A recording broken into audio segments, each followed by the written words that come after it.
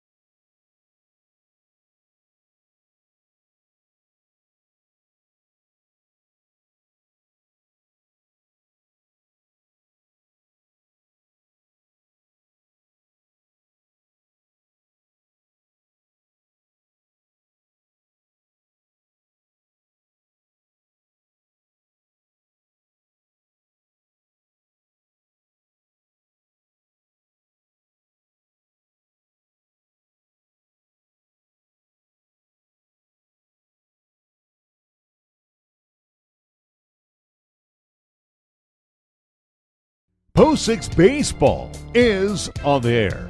This evening, live from Powers Field at the corner of Windmill and Dell Range, the Post 6 Sixers entertain the Sheridan Troopers in a key conference doubleheader as the Sixers remain undefeated currently in conference play. Post 6 Baseball on 1480 K-Rays being brought to you by our fine sports sponsors. Now we send it out live to Powers Field baseball action ×2 double dipping with the Post 6 Sixers as they host the Sheridan Troopers.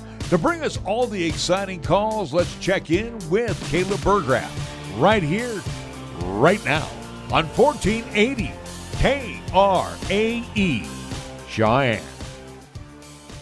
What an amazing day for baseball it is as we welcome you out to Powers Field on a gorgeous Tuesday here in early on June. And the Sixers riding high on a 23-6 season so far, look to try and topple the Sheridan Troopers, who sit at 23-12. 83 degrees at the ballpark. So if you're listening, why are you listening? Come on down. Get yourself some snack food and some junk food. Come on down. Watch yourself 2 games of baseball getting ready to tip off here at Powers Field. Today's broadcast presented to you by Affordable Computer Repair, the Breadbasket Bakery, Key of Cheyenne, Capital Lumber Company, Shine Regional Medical Center, Chick-fil-A, Shine Frontier Days, Holiday Subaru, Wyoming's Department of Transportation, Meridian Trust Federal Credit Union, 2 doors down, the Burns Insurance Agency, First Tier Bank, the Gill Window Company, Shine Auto Repair and Service, Jason Gilbert, your Allstate Insurance Agent, Rock on Wheels, Fat Boys Tire and Auto, Platte Valley Bank, the Coin Shop, Cheyenne Depot and Museum, and Pepsi of Cheyenne bringing you your scoreboard today, which hopefully will have more good vibes for the Sixers, who are riding into this one at the top of the conference standings, sitting at 8-0 in conference play.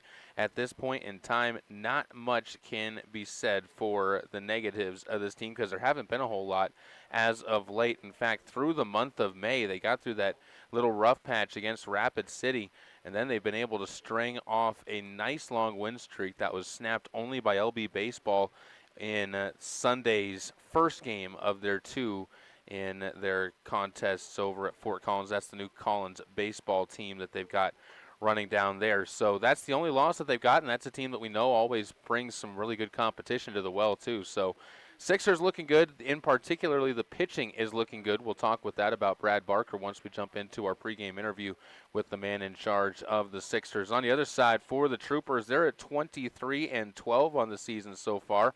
How have they done that to this point in time? Well, a lot of it's been a nice little winning streak that they've been on to, 5 straight wins. That snapped a stretch where they lost to the Billings Royals and the Billings Scarlets in some games up in Montana. They did get a win against the Laramie Rangers, 10-8. Got the Powell Pioneers 8-0.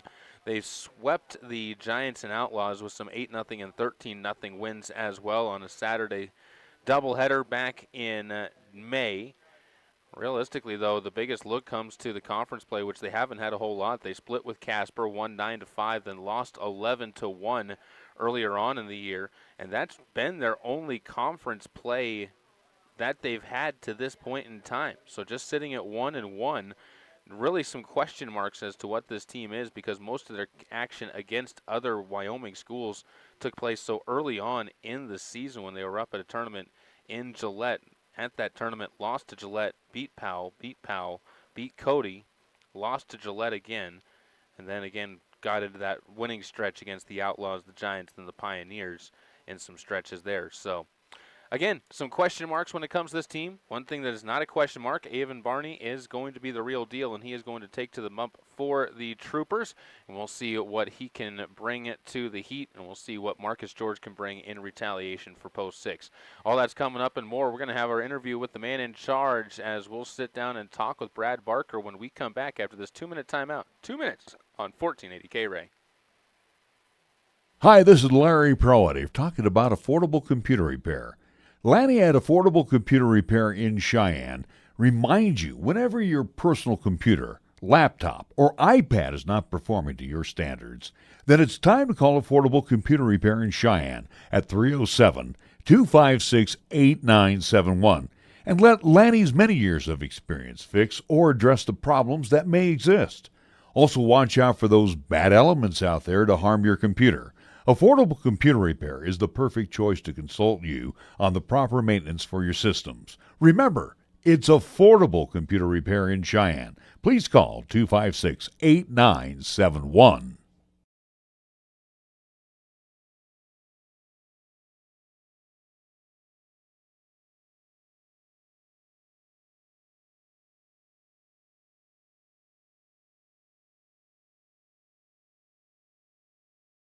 When you're one of the best, just like athletics, to stay on top, you always need to get bigger, faster, and stronger. Well, MHP and Partners has done just that. That's right, MHP and Partners are a certified public accounting firm located in both Cheyenne and Fort Collins, still offering accounting, tax, and consulting services to businesses, not-for-profit, government, and individual clients. MHP and Partners takes pride in their commitment to providing close, personal attention to their clients. They also continue to invest time and resources in continuing education, state of the art computer technology, and valuing their relationships with you. MHP and Partners is a proud supporter of local and UW athletics. MHP and Partners. Check them out in their historic downtown Cheyenne location at 1509 Bend Avenue or give them a call at 634-2151.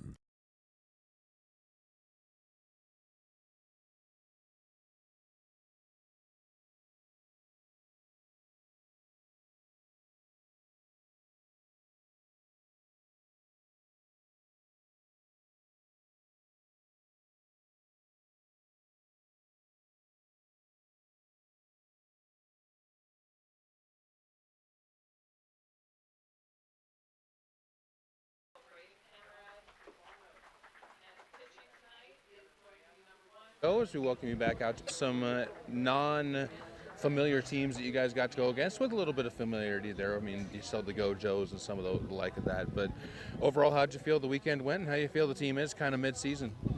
Yeah, we got to face some good competition down there, some good quality pitching, so that, that's always nice, especially as we roll through these next few weeks. Start off with some good pitching and know that we were able to do what we need to do with it. So, we've battled through some adversity. It wasn't necessarily our best pitching weekend, other than the first day.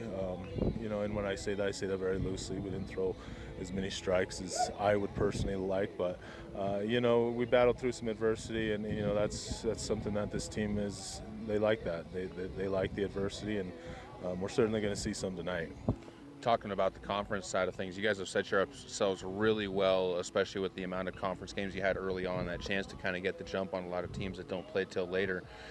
How do you keep the kids with the throttle on, knowing that, hey, we're 8-0 in conference, but we still got to make sure that we win these next couple series? This is something these guys are built for. They know that any time a Wyoming team comes in here, they are going to do everything they can to take us down, and they like that. They like that fight in others. It actually makes it more fun for them.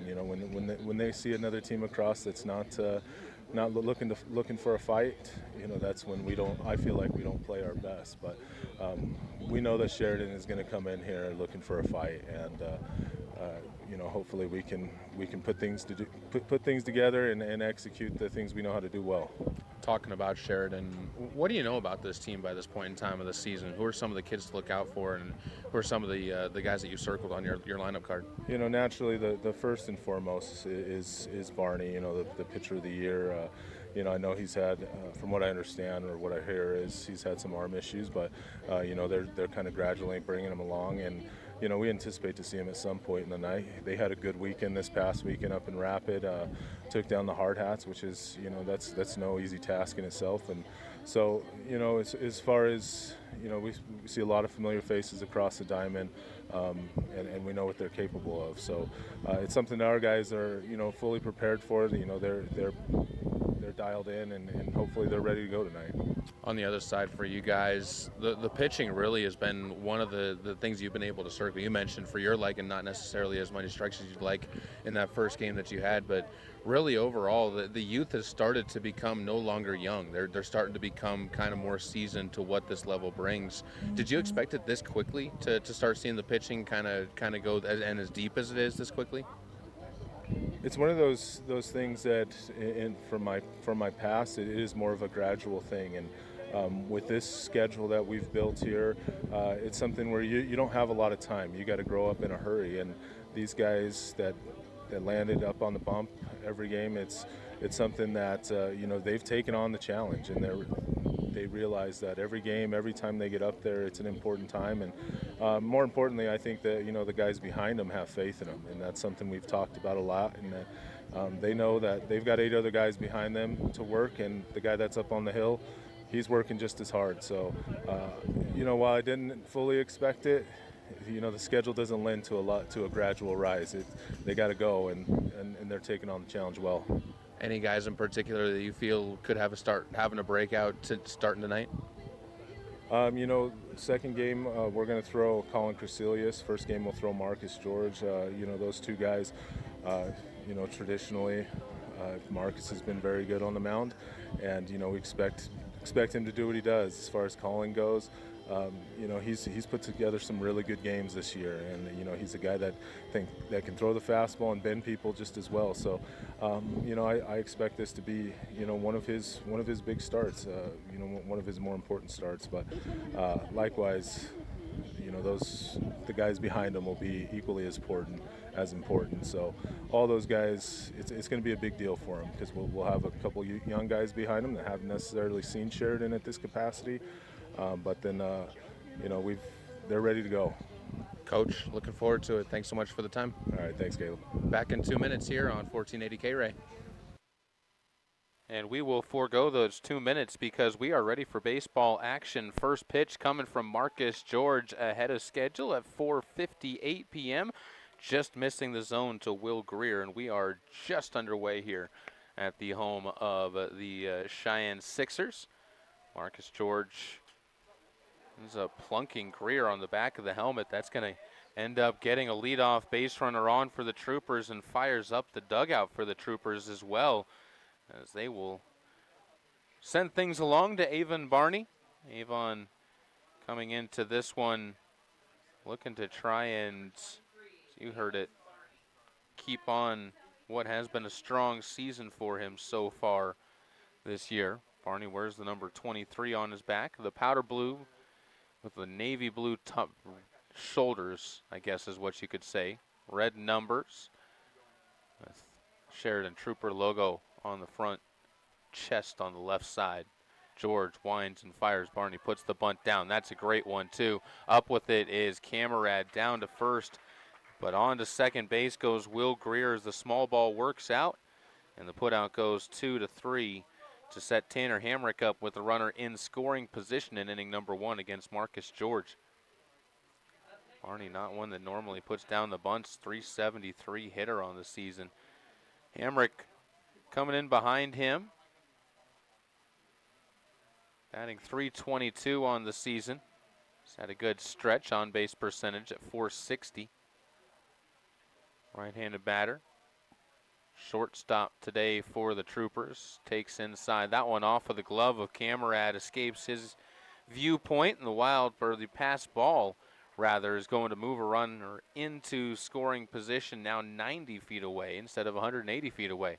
Another pass ball, and the Troopers could take lead in this early going of game number 1 of our double dip today. Count goes to 1-0 as the pitch was inside and was called a ball. So George trying to settle in. Talk about Marcus's numbers in a moment. We'll also set you up with the lineups and the defenses. George missing up high. For the defense for the Sixers behind George, Camarad behind home plate. Landon McAnally at first, Colin Crecilius at second. Kyler Hoff is at third, and Cade Coates sits at shortstop, the outfield. That one misses upstairs to Hamrick, who's ahead now 3-0 in the count against George. Outfield from left to right, Zach Hall, Nolan Horton, and Anthony Pacheco for the Sixers. Sixers wearing their white Sox uniform mix as that pitch misses, and a 4-pitch walk to Tyler Hamrick, and runners now in the corners for the Troopers. Sets them up with some opportunities to maybe put some things in motion on the base paths to try and score that run. Phillips will step up to the base, or up to the dish rather. 337 batting average. 524 the on-base clip for the left-hander. We'll look out to the right-hander George. A lot more lefties in this lineup than we've seen with most of the teams that George has had to face off against. Called strike gets him in front of the first baseman for the Troopers. Greer, Barney, and Hamrick, those have been the three up. Phillips, Rogers, DiStefano, the middle of the order. Lamb, Bowers, and Switzenberg, the bottom third of the order, with no DH today for the Sheridan Troopers. This one chopped over towards second base. Chance at 2. Crecilius fires neatly to get it to Coates for 1. It's a 4-6 fielder's choice. Can't turn the 2, so an RBI does come around to score as well. Cut down, Tanner Hamrick will be eliminated from the base paths. Blaine Phillips will replace him. And Gage Rogers steps up to the plate with a runner on first. Rogers Today playing out in center field. 275 batting average. Just 19 games, though, this season for Rogers. So still kind of getting things under his feet. Troopers have played 35 games this year, so just under half of them for Rogers, batting in that 5 spot. Right-handed batter. Even stance at the plate, too. This one high and tight gets him ahead in the count, 1-0. DiStefano waits on deck. He's the catcher. Got the gear plated up around the shins and the ankles as he stands there in that on-deck circle. 1-0. No hits for the Troopers, though. It's been a walk and a hit batter. They worked it around. That's going to do it for the inning, too. Crecelius takes a 2-hopper, fires to first, and the inning is over. Sixers find themselves trailing at home, a rarity this season. We'll see what they can do when we come back to Powers Field after the 60-second timeout on 1480 K-Ray. If you're looking for a quick breakfast or lunch, you're looking for the Bread Basket. If you're busy and can't take time out for a healthy breakfast, stop in and try one of our breakfast burritos loaded with potatoes, eggs, cheese, bacon, and our homemade green chili wrapped in a 12-inch flour tortilla. Or, for a fast lunch, try our delicious cabbage burgers, hamburger, onions, and cabbage wrapped in bread dough and baked to a golden brown. Treat yourself to a fast breakfast or lunch today at the Bread Basket Bakery and Sandwich Shop, 1819 Maxwell Avenue, Cheyenne's hometown bakery. Wrapped in bread dough and baked to a golden brown. Treat yourself to a fast breakfast or lunch today at the Bread Basket Bakery and Sandwich Shop, 1819 Maxwell Avenue, Cheyenne's hometown bakery.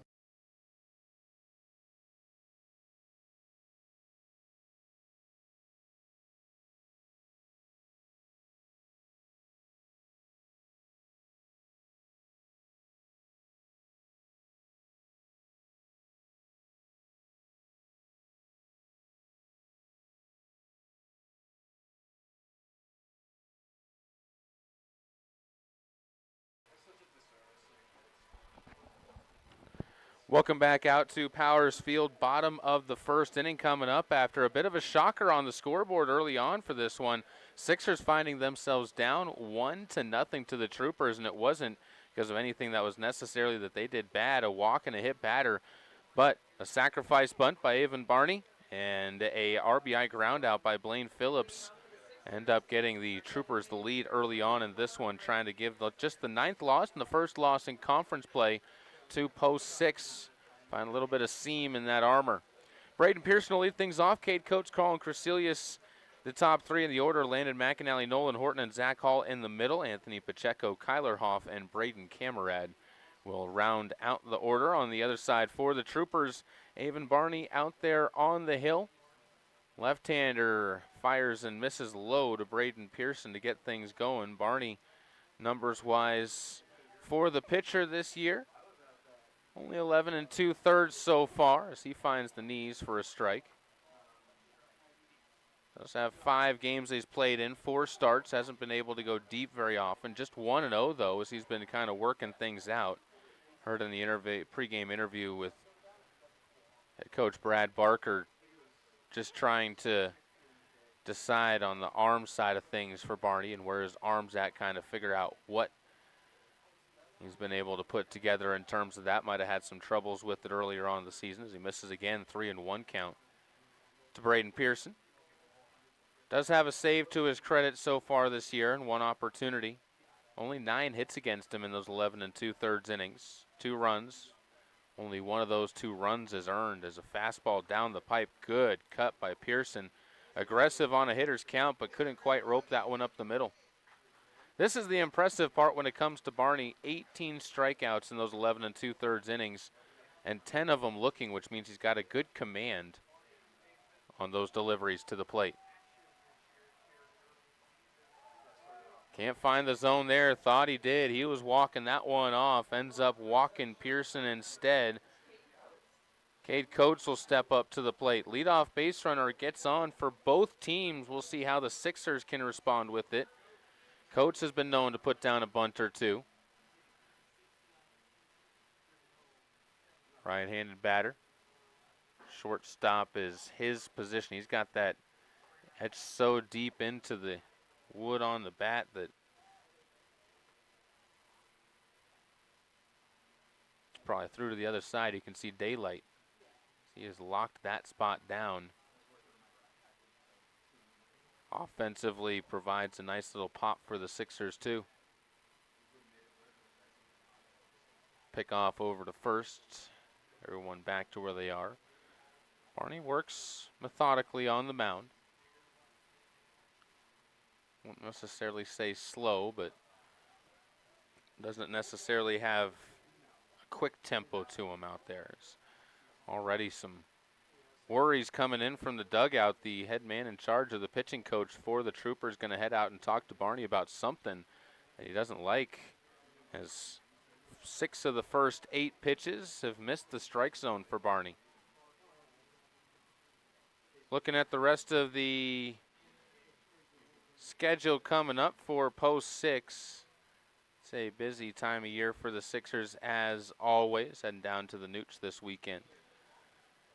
Going to have the Victus Recruits 16s at 11:30 on Thursday morning. That kicks things off for them. They get the Black Sox black team at 8:30 on Friday morning, so a quick turnaround there. And then the post 22 Hard Hats again. The 7th time that the two teams have faced off. Sixers still looking for their first win against post 22. It'll be 1:30 p.m. on Friday as Tecca Red and Lightning, the 18 and under Lightning baseball team, at 4:30 on Saturday. So 2 Saturday, 2 Friday, 1 Thursday.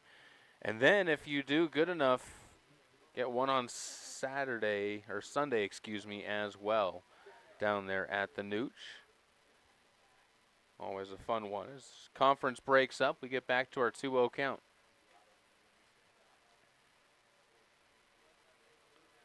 Coates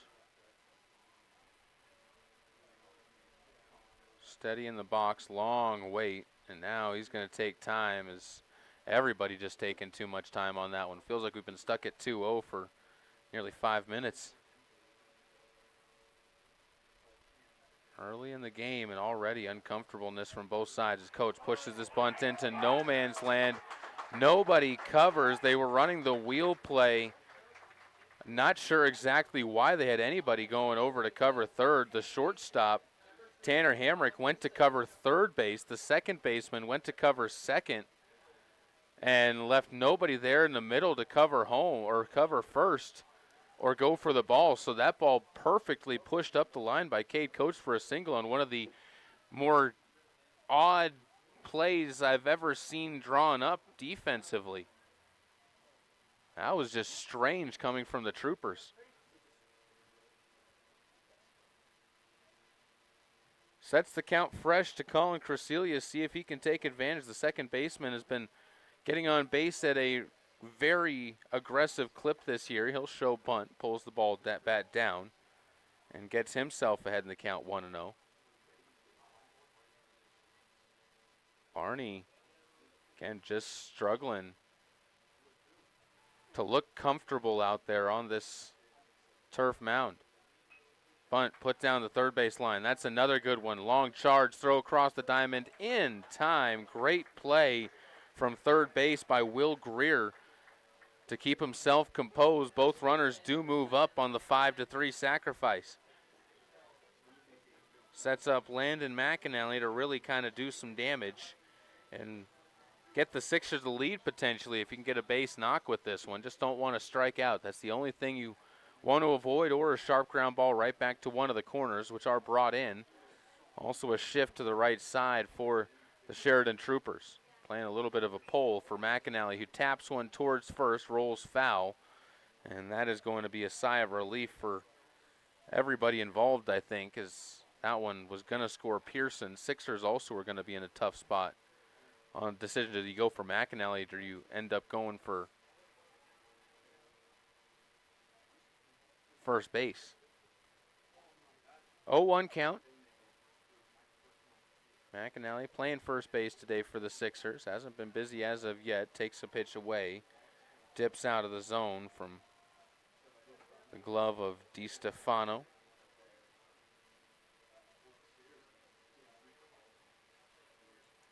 Blue skies overhead. Some clouds drifting across. Expecting More of that as the day goes on, as this ball shot foul to the right side. Good contact by McAnally. That one definitely would have played it too. Probably puts him on second base with his speed. But ends up just twisting to the right side of first and set to 1-2. Barney strike away from what would be an important out, especially with Nolan Horton, who's one of the top hitters on the Sixers behind McAnally, waiting on deck. Delivery bounces up, ball lost for a moment. Runner trying to come home and score, and the ball tailed away to the middle of the diamond. Still nobody coming home, and two are going to score on the wild pitch that gets away from DiStefano behind home plate. A pass ball that allows two to come across and score. The pass ball out in one, and then it was the error on the play, and E2 going back on the play to try and score that allowed the second run to come across. So again, without the benefit of a hit, a run comes home. Both teams, as we said, struggling a bit with the command and composure early on in this one. I think they all know the importance of this game. McAnally is going to keep the inning going with just one away as he serves that out into right field. Single. And he gets to a very comfortable position for him at first base. Nolan Horton will step up to the plate. Horton, right-handed batter, plays center field for post 6. Trying to really get Avon Barney rattled out there in the first inning of this one. Just underway, bottom of the first, 2-1. Sixers up by a single run over the top of the Sheridan Troopers. As this ball called a strike touches the kneecaps for Nolan Horton, and the count goes to 0-1. Horton also not very busy yet in this game. Marcus George keeping it all on the infield in the top of the first. The defenders haven't had a whole lot to do as that pitch misses upstairs. Long inning starting to develop out on the mound for Barney. Almost 20 pitches. This will be his 20th pitch. Hit well to left field. That one's got some velocity behind it. That's got some carry, and that one is going to be a foul ball. Nolan Horton just about doubled the pleasure for the Sixers by leaving the yard, but ends up rocketing that one foul, and the count just goes to 1-2. Just one away, so tough position right now, trying to get just one more out if you're the Troopers to try and feel like you got something going positively your way. Sixers have been on them from the word go. It's another good cut by Horton. That one's spoiled foul as the count stays at 2-2. Zach Hall waiting in the on-deck circle. Anthony Pacheco behind him. Hall, unless you get a double play, guaranteed a chance to bat. That ball turned on again to left field. Long run all the way back to the fence and over the fence. Horton said, I almost did it once. I can do it, I promise. And try number 2. He clears the bases as he doubles the Sixers lead 4-1 here at Powers Field. What a shot off of the bat of Nolan Horton.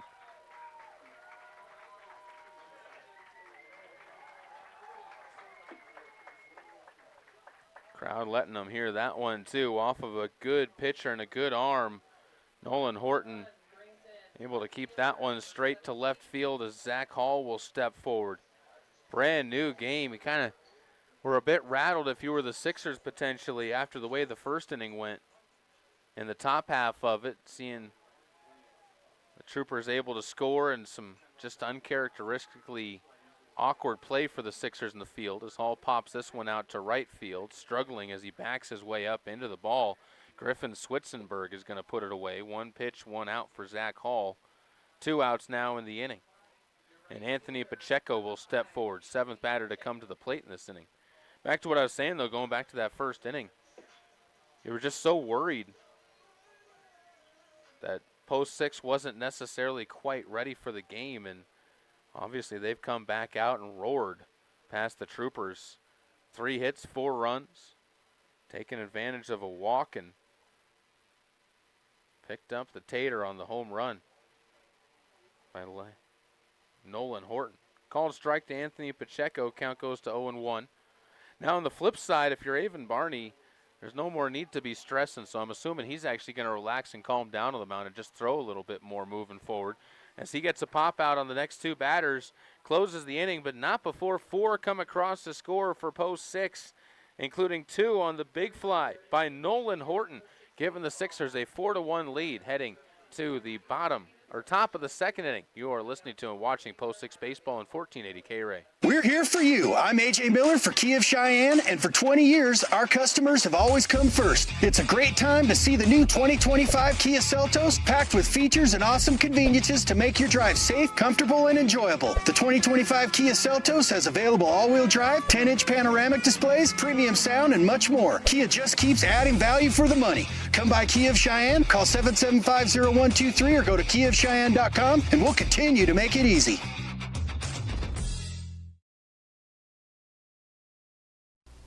Capital Lumber is lumber one in Cheyenne. Are you listening? We're all the lumber store you'll ever need. Serving Cheyenne in the area since 1965, Capital Lumber Company is still the place for all your lumber and hardware needs. Whether you do it yourself or have it done professionally, get all the tools, paints, fixtures, and accessories for every part of your home today at family-owned and operated Capital Lumber Company at 1222 Dunn Avenue in Cheyenne, celebrating 60 years in business. Welcome back out to the home of Post 6 Baseball, where they lead it 4-1.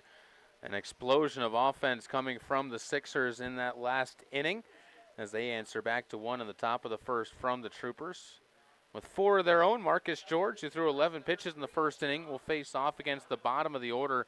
Dom DiStefano, Gunnar Lamb, and Aaron Bowers will be the scheduled three.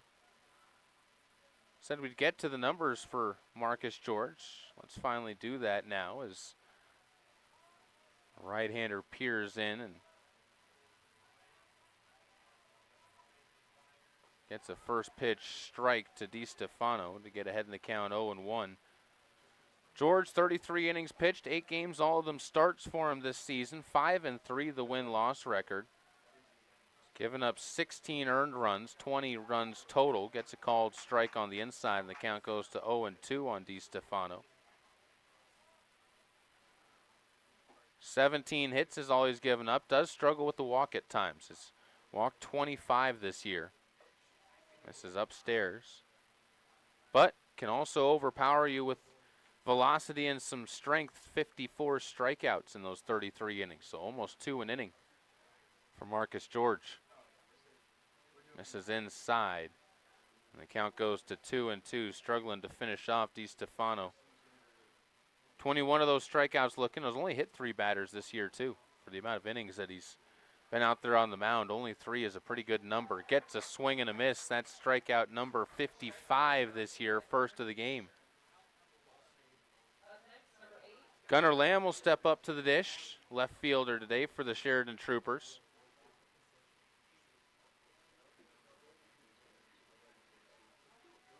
How about this? The batting average against Marcus George, 148 this year. And dropping. As the ball flied to the right side in foul territory, right of first. That one drops harmlessly.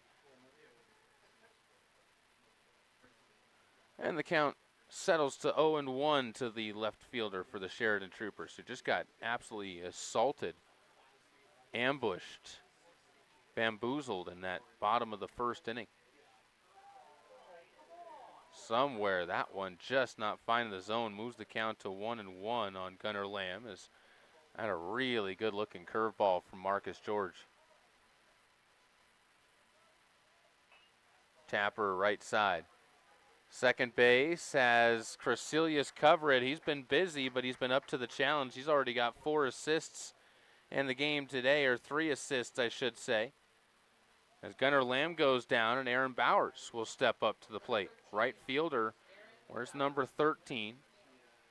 Marcus George looking for the 1-2-3 second.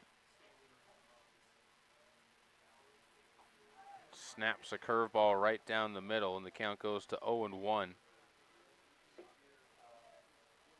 You're starting to see George get into that rhythm, settling himself down. And so much of this game is being comfortable and being in that rhythm. Having the patience, the confidence in yourself. So he misses with his next two. Count goes to 2-1. Trying to get himself back ahead of Bowers. Right fielder batting in the 8 spot. Swing and a miss. Tempted him with a fastball just under the knees. Goes chasing after it, and a strike away from ending the inning. George Pierce just to the left side of his glove. Working the third base side, fires a fastball pass and shouts his way to the dugout as he celebrates his second punch out of this one. Sixers lead at 4-1 back in 60 seconds. You're listening to Post 6 Baseball on 1480 KRA.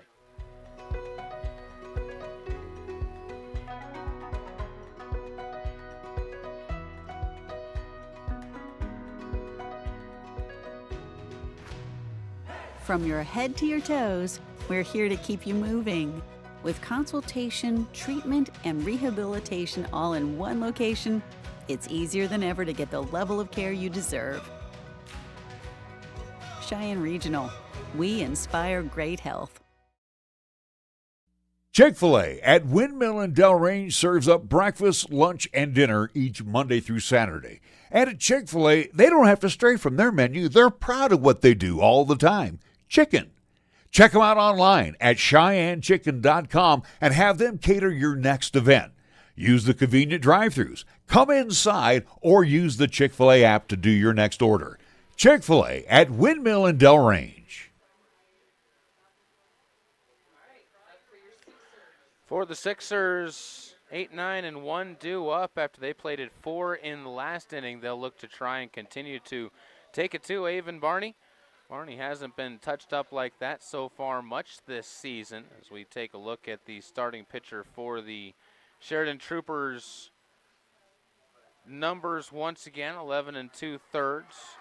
Gives up a single to lead things off as roping the first pitch he sees up the middle. Kyler Hoff gets on base, and immediately the Troopers facing just a bit more pressure. Sixers have hit a vibe that they have not let go of in recent time, and they're taking it to a team that as a whole on the season has a 3.73 ERA. This is not a bad Sheridan Troopers team as a group. Don't make a lot of mistakes in the field. In fact, their team fielding percentage is at .942. But the Sixers just doing all the little things. As a sacrifice bunt put down by Braden Camerad moves Kyler Hoff up. Barney makes the play, 1-3 on the sacrifice punt. And just 2 pitches in, Sixers have a runner in scoring position. Braden Pearson will step up to the plate. He walked on 6 pitches his first time up, was able to get into a full count position. Sun breaking out from behind a cloud bank and casting some shadows and picturesque scenes here at Powers Field as that pitch just misses. Must have missed high. Count goes to 1-0.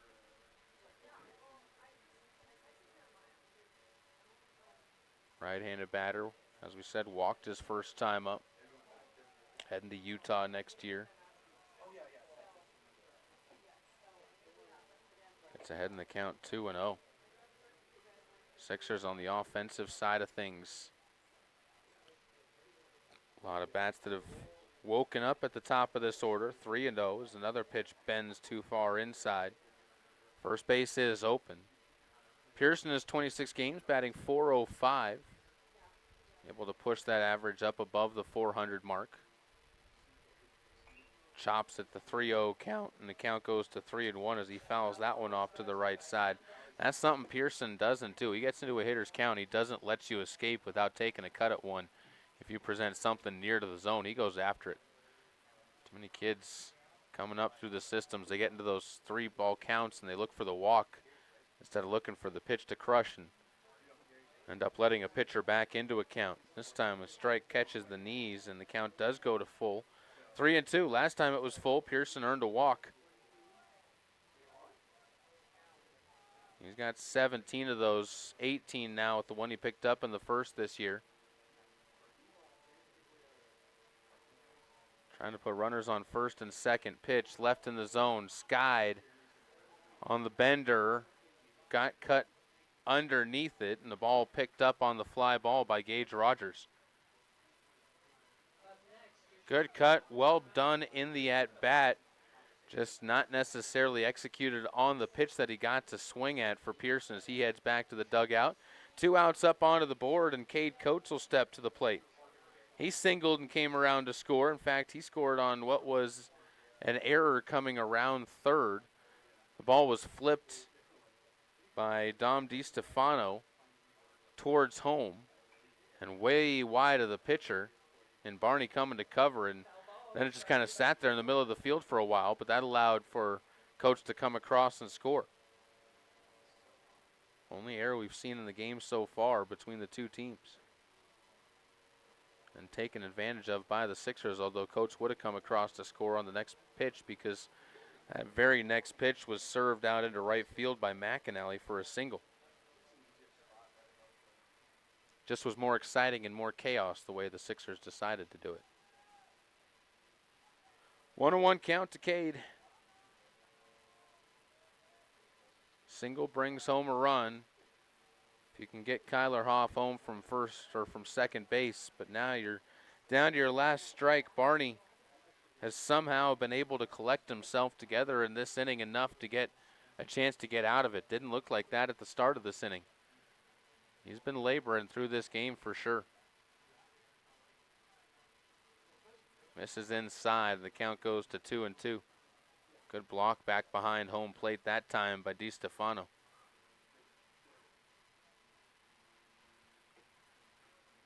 Shade once again coming back over. It'll be patchwork, cloudy and shady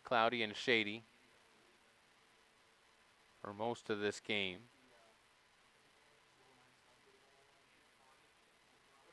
This ball tapped up the middle. That's going to be playable, though, for Tanner Hamrick at short. Fires across, and receiving it, Blaine Phillips says thank you very much, and that will do it for the inning. Sixers threaten but cannot add to a 4-1 lead as we will be back for inning number 3.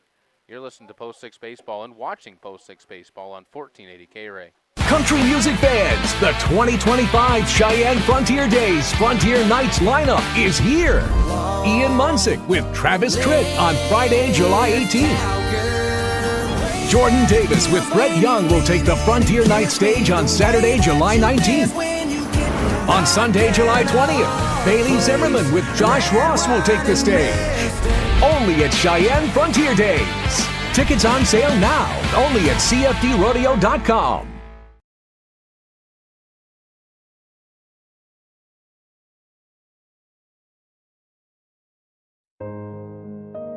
During the month of June, as part of the Subaru Loves to Care initiative, Holiday Subaru is partnering with the Leukemia and Lymphoma Society to provide warm blankets and messages of hope, written by our staff and customers to support patients facing cancer. To learn more about what Holiday Subaru is doing for patients and their families in our community, visit HolidaySubaru.com.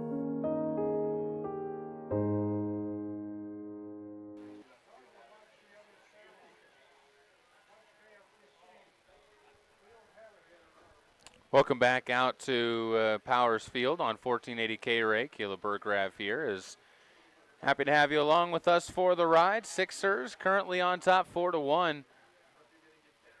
Marcus George returns after a 1-2-3 inning. Griff Switzenberg, Will Greer, and Avon Barney will be the scheduled 3, 9, 1, and 2 due up as they finally are going to be able to turn the order around and get Switzenberg his first one with all the offense that's been going on in this game. It's amazing to see that one of the teams has not been able to flip it over.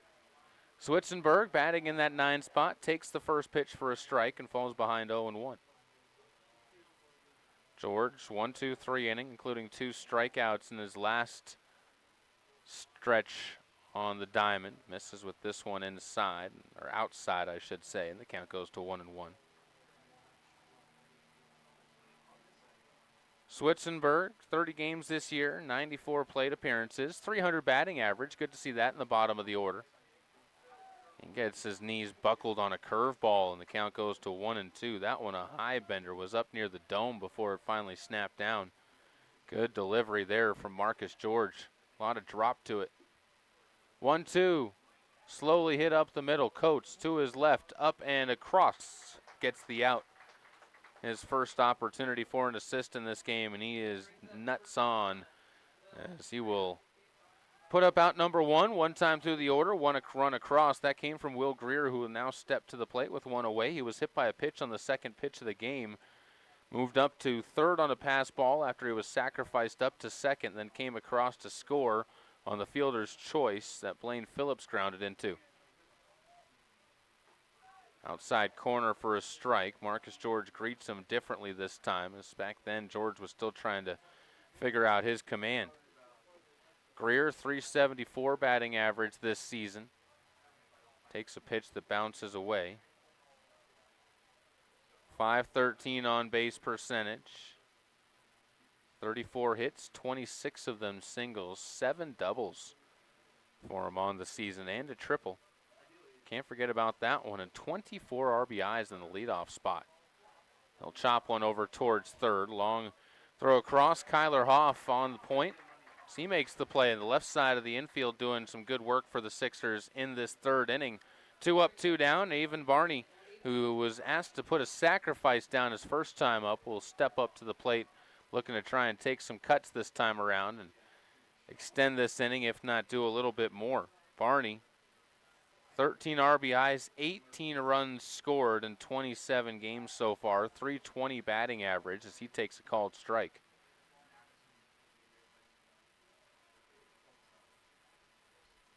"24 hits this season for him. 8 extra base hits, all of those doubles. So he takes inside on the corner, and a little bit of a wry smile as he looks back at the umpire, not necessarily agreeing with that call. 0-2 count. Trying to set down his 7th straight. And Barney able to lay off with a high fastball.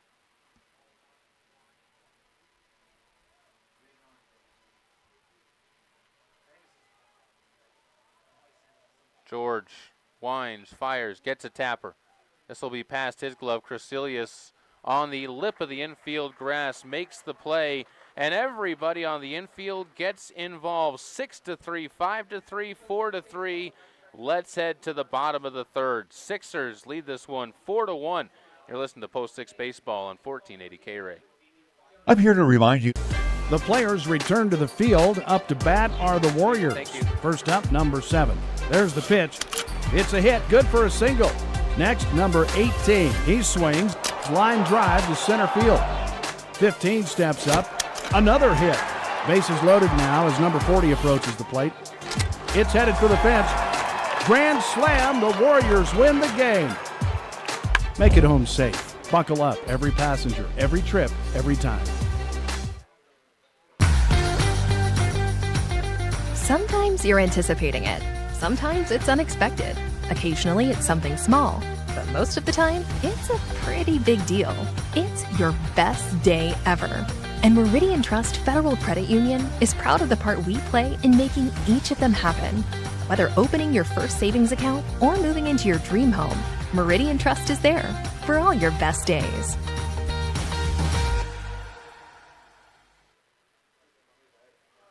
Post 6 Baseball setting to try and get the bats woken up again after they were set down nearly 1-2-3. A leadoff single to open up the second inning from Kyler Hoff, and he was left at second base after a sacrifice bunt by Braden Camerad, fly out by Braden Pearson, and Cade Coates grounding out to short. That sets things up for 3, 4, and 5. Crecilius, McAnally, and Horton will be the scheduled hitters, and Crecilius fouls off the first pitch that he sees as the count goes to 0-1. Crecilius numbers so far this year, 24 games, 362 the batting average. Swings and just fouls a piece of that one down low off as it bounces deftly away from the catcher. 69 at-bats, 90 total plate appearances. He's got an on-base percentage above 500 this year. He takes that one that ricochets off of the catcher. This time no swing, so it's a ball. 25 hits, 20 of those singles. Does have 14 RBIs, 24 runs though. So when he gets on base, he comes around to score quite a bit. He takes upstairs. Sheridan dugout not happy with that no call. He's got to add those 24 hits, 25 hits to the 14 walks. And the 6 times that he's been hit, it's about 50% of the time that he gets on base, he ends up coming around to score. Full count to Crecilius now as he's worked it back. Misses upstairs, and he's savvy enough to stay at the plate and earn himself a walk. Took advantage of a borderline call and ends up working it the rest of the way. McAnally singled up his first time. So he'll look to add to his RBI total. He's got 30 on the season. That is second on the team, trailing only Anthony Pacheco, who bats down to that 8 spot. 333 batting average for McAnally coming into this game. Already elevated a bit more with his first single this time. Flares one off the end of the bat out to center field, and that one's going to die down for another base knock. Not doing too much, just doing little things right. Another base knock for McAnally. Nolan Horton, who homered his last time up, will step to the plate with a chance to really do some damage. Nobody away. Avon Barney, who has been struggling with his command so far in this game and with his ability to kind of keep things in his groove, he'll stare into a man that's already damaged him once and missed badly outside to Nolan Horton. I'm sure he is going to be very cautious to the center fielder for post 6.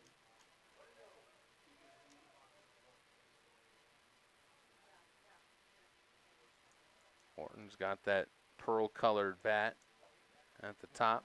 Takes a called strike. Kind of white with a shimmery look to it.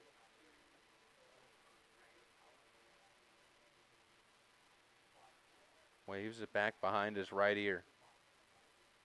Shows bunt, puts down a good one. Back behind Barney, who stumbles to pick it up, fires to first, past his covering second baseman. As over to try and get the ball up was Griff Switzenberg. That's going to move everybody up to third as a triple will clear everybody over the bases. It's 6-1.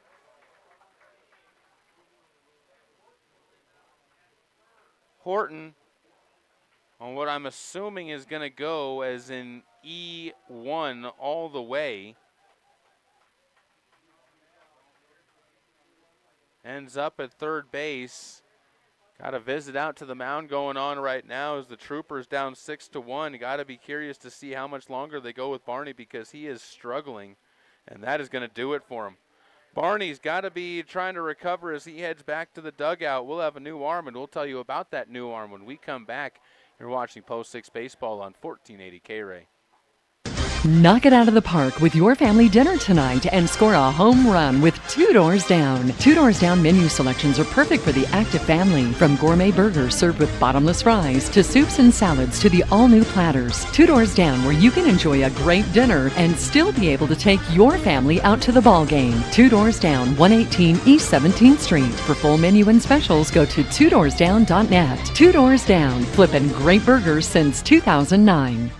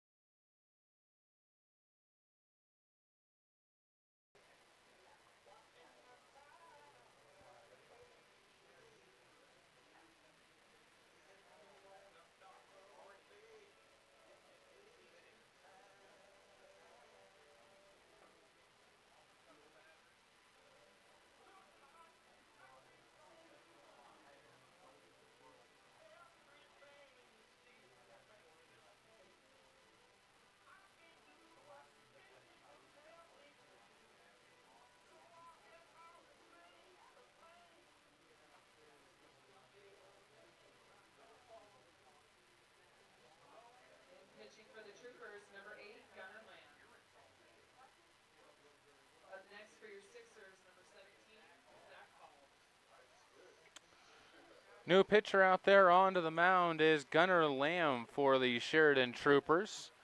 Right-hander coming in from left field, fires the first pitch strike to Zach Hall and gets ahead. Nobody out of the inning, 2 runs already across. Sixers trying to spiral this one out of control, already up 6-1 on the Pepsi scoreboard. Gunnar Lamb has logged over 40 innings this year for the Troopers, gives up a single as that one slapped by Hall to left side. He's thinking 2, in fact, and a head-first dive into second base, plates another run, and has another one in scoring position. An RBI double for Zach Hall. That's a rough greeting for Gunnar Lamb coming out of the pen. Anthony Pacheco in right field today, popped out to first his first time up. Will try to keep the parade going. Nobody out in the inning, 3 runs already across, and another one is possibly flirting with coming around as well, with the leader in RBIs on the team with 33 coming up to the plate. He's going to hit one well to left field. That one's tailing over the head of the left fielder and all the way up against the fence. Another run comes home to score. Pacheco will walk into second base with an RBI double. The Sixers now doubling their lead again, 8-1. They led 4-1 coming into this inning. Just an assault with 5 straight batters reaching base for post 6. Kyler Hoff, who singled his first time up to lead off the second inning, was left at second base. He'd love another one of those singles. By the way, that left fielder no longer is Gunnar Lamb. The new left fielder, we'll get that to you in a second, hit batter to Kyler Hoff is going to put him on base. As that will put runners on first and second, and now all of a sudden that 10-run rule for the Sixers looking very, very evident that they're going to be going for it in this one, especially with Marcus George on the mound. They have not updated the game changer for who is out there in left field for the Sheridan Troopers. I can't see it either. This bunt put down the third base line by Camerad and just foul. Great one laid down by the catcher for post 6, and he'll just settle with an 0-1 count. Third base is still Will Greer. Checking other places around the diamond. I think right field is no longer Aaron Bowers. I think that's Aaron Bowers now in left field.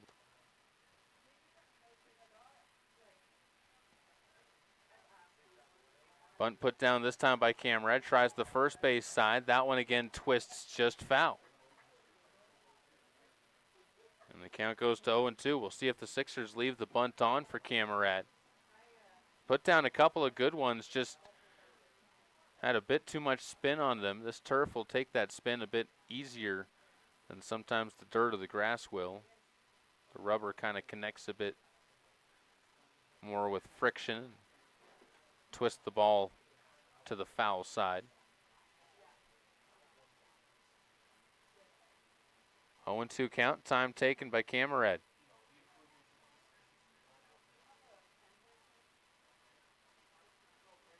Everyone settles themselves down. Wind picking up just a little bit. Breezy afternoon at the ballpark. You can see the flag just being played with out there beyond the center field fence. Camerad toes this one off of the bat, and the count stays at 0-2. Trying to really blast this one open. Already a 7-run lead for the Sixers. A 4 spot in the third. Had a 4 spot back in the first inning too.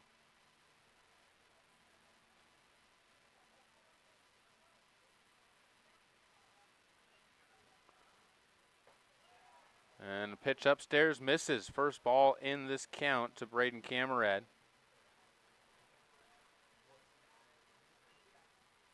Good fight for the young man so far. Seen 4 pitches. Just now gets a little bit of relief. Slaps this one to the right side. Foul ball again. Having trouble finding the right side of the white lines. Camerad nearly brought home at least one. That one possibly plates 2. Good defensive swing there. Protective swing. I don't think defensive was the way you should label that one. Good protective swing, letting the ball travel and pushing it down that right field line. Would have been a lot of trouble for the Troopers Long way to get there for, I believe, Avon Barney out there in right. This time the ball popped out into shallow right field. Barney comes in to make the play, and he'll loft this one back in. That's an easy out for out number 1, but just the first out. So a lot more work to do as Braden Pearson, the 8th batter of the inning, will step to the plate. Pearson flew out to center his first time up. He's also got a walk and a run scored back in the first inning.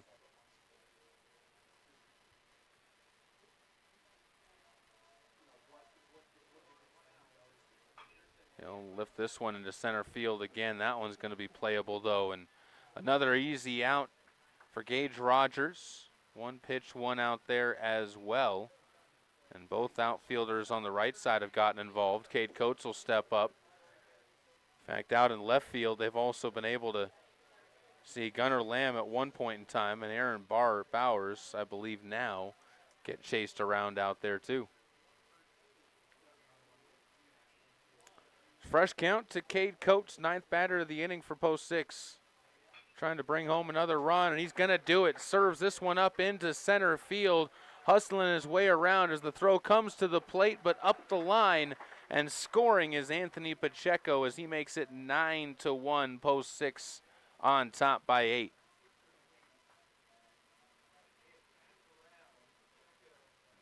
The 9th batter to come to the plate in the inning. Staying at second base was Kyler Hoff, and Colin Crecelius will get another chance to get on base. He walked to lead off this inning. Had a full count. Ended up taking 3 straight out of the zone after he fell behind in the count 1 and 2. Was able to battle his way back. Takes the first pitch upstairs and in. Got such a good feel for the strike zone, does Colin Crecelius. Good one to have back at second base as well. Solid glove in the field as he spoils this one foul, reaching at a foul ball, fastball low and away cautiously. 9-1 on the Pepsi scoreboard here, bottom of the 3rd inning. Sixers massively in command of this one by 8 runs over the Sheridan Troopers. And with Marcus George, the way he's been pitching on the mound so far, dealing for Sixers offense there, you got a really good feeling going down the stretch in this one, especially now that you've already been able to chase into the pen a little bit of these Troopers. Crecelius swings and misses, 2-2. Trying to avoid going down. No strikeouts yet for the Sixers. Saw similar in their games against the Hawks. Took a long time to get that first strike onto the board.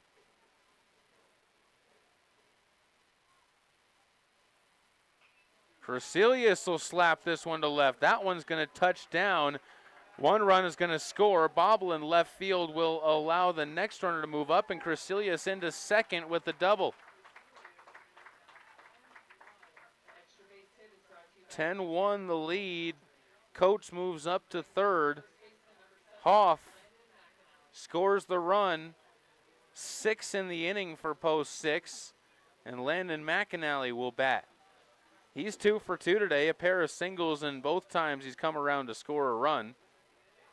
Looking to add a little bit of his own pleasure to that. If he gets a base knock here, then he'll definitely plate 1 and probably 2.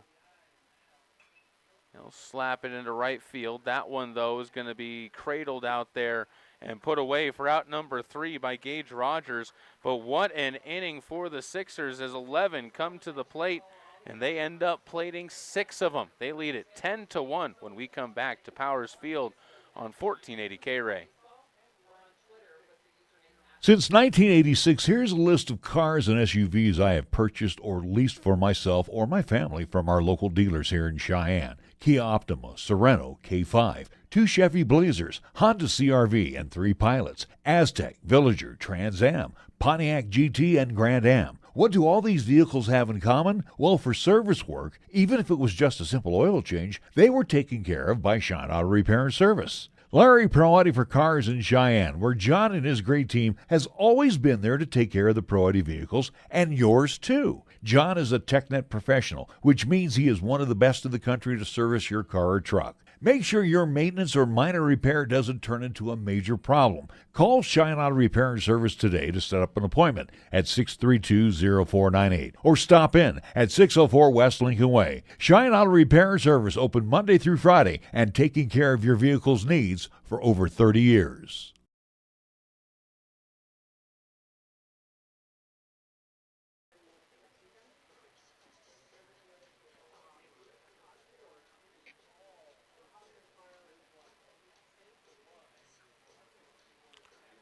Welcome back out to Powers Field on 1480 K-Ray. I'm Caleb Burkraff. As the dynamics of this game changing drastically going into the top of the fourth inning, a 6-run bottom of the third for Post 6, have them leading it 10-1 as Tanner Hamrick will lead things off. Blaine Phillips and Gage Rogers, the next scheduled batters in the order for the Troopers. Hamrick, walked his first time up. He'll get hit on that left shoulder this time up on the first pitch from George. Second batter that George has hit in the game. Blaine Phillips brought home that last one that was hit on a fielder's choice his first time up when he rolled one to second. Crecilius got the out ahead of him to shortstop and Cade Coates, but couldn't turn two on the play. Inside strike will have Phillips behind in the count 0-1. Rogers also a ground out victim, awaits on deck, so some double play potential for Post 6 with these next few batters. And this one chopped towards first, gets the ground ball, but wide of the bag. And Blaine Phillips finds himself down 0-2.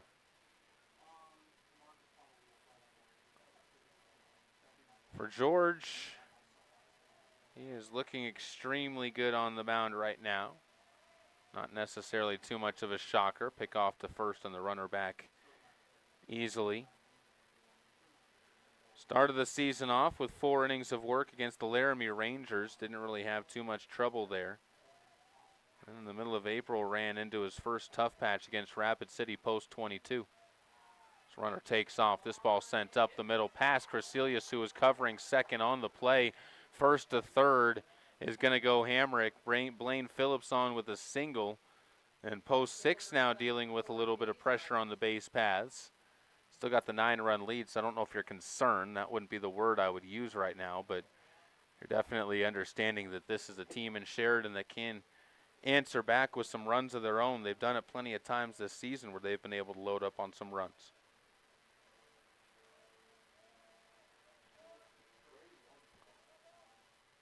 George, first pitch to Gage Rogers, a spoiled foul, 0-1.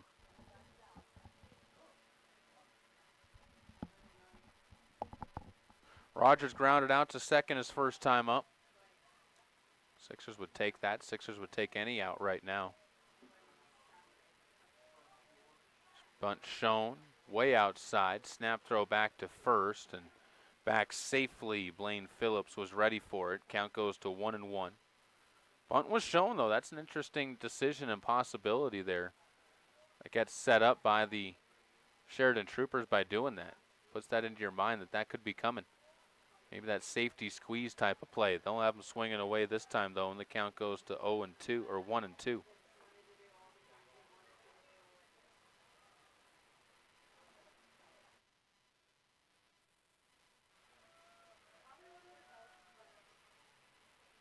Looking for that first out. George has got strikeout stuff, trying to get his first of this inning.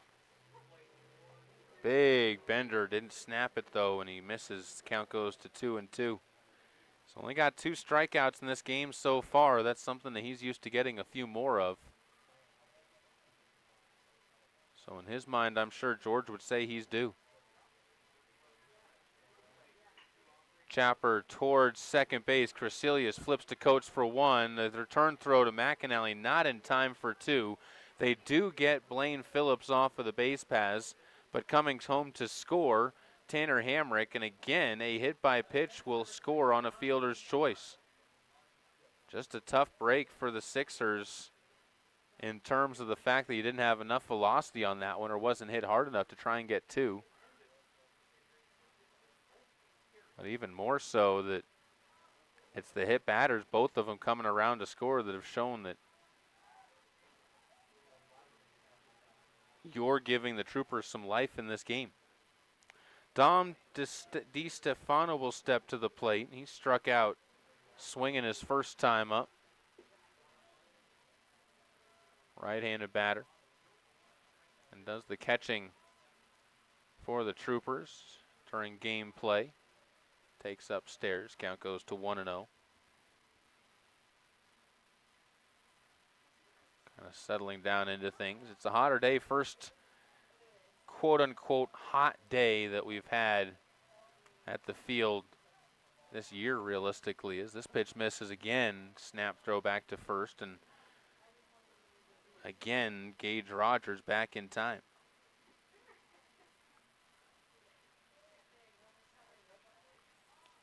Outfield plans shifted slightly to the right side of home. This ball hit to the left side of home. Coach calling for it, and shallow left is going to put it away for the out. Big one because it chases Gage Rogers back to first. And now with 2 out of the inning, you can limit it to just the 1 run. Gunnar Lamb, who grounded out to second his first time up, now doing the pitching, will step to the plate. Lamb already given up a couple of runs to his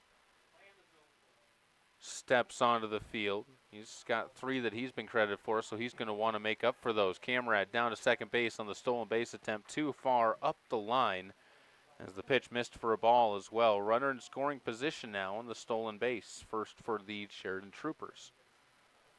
Good speed by Rogers there. You expect it from a center fielder, but still had some good wheels on that one. Got a good jump, too. He'll dance off of second as a called strike to Gunnar Lamb, evens the count up at 1-1. Blinding sun kind of beaming down on the Sixers' right side of the infield. George will step off. He's also staring into that sun a little bit.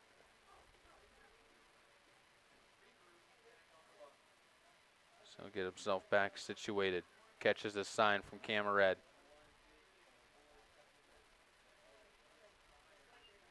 Fouled off. Count goes to 1-2. George's most recent games out went 3 innings in a start against the Gojos. 52 pitches. Only gave up 2 hits and no earned runs. The only run coming off of an unearned variety. 1-2. Curveball snapped in, and Lamb knew it. He goes down looking. Third punch out for Marcus George, and we head to the bottom of the 4th inning. Sixers looking to try and score 2, at least 2, when we come back on 1480 K-Ray. Visit the heart of Cheyenne's history at the Cheyenne Depot Museum. The Depot Museum is home to many events and is a National Historic Landmark as the last Grand Railroad station on the Transcontinental Route. See the narrow gauge UC&N model railroad, and don't forget to visit the Depot Gift Shop, where they have many unique gift ideas. Open Monday through Friday, 9 a.m. to 5 p.m., Saturday 9 a.m. to 3 p.m., and Sunday 11 a.m. to 3 p.m. The Cheyenne Depot Museum at 121 West 15th Street in the heart of downtown Cheyenne.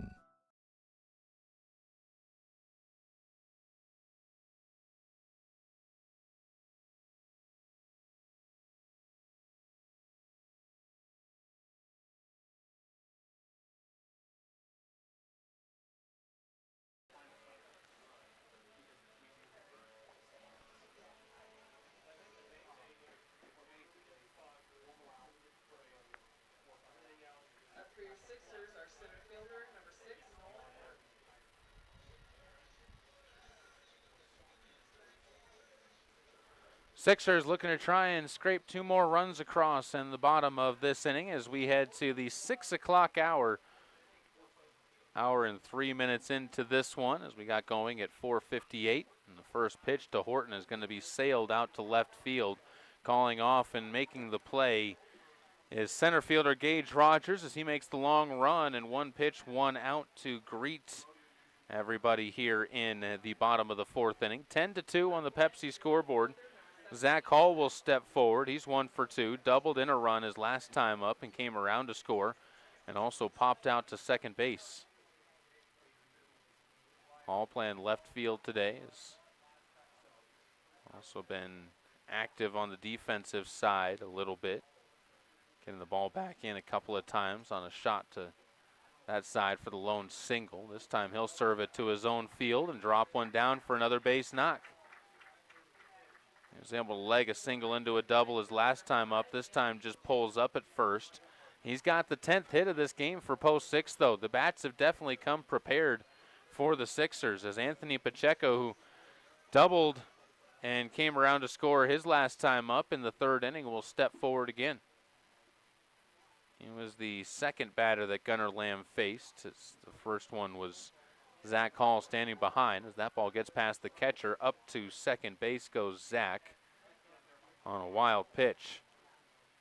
1-0 count for Pacheco, bottom of the order, and I will say this all day long. The Sixers have one of the best bottom of the orders when it comes to producing that I've seen in a while. Got a lot of top of the order guys. In fact, as a balk is going to be called, and Zach Hall gets another 90 feet. Home plate umpire making the call on that one.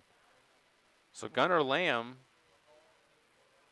a wild pitch and a balk, and now another pitch missing to make it 2-0 to Anthony Pacheco, in danger of giving up the run that they just got in the fourth inning. Top of this frame saw them work a runner around after a hit by pitch. Called strike on the inside corner, moves the count to 2-1.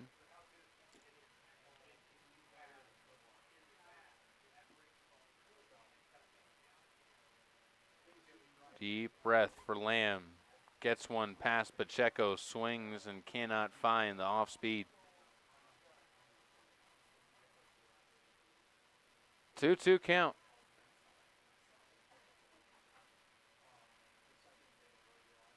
One away in the inning. And Pacheco spoils that one to stay alive and keep it that way.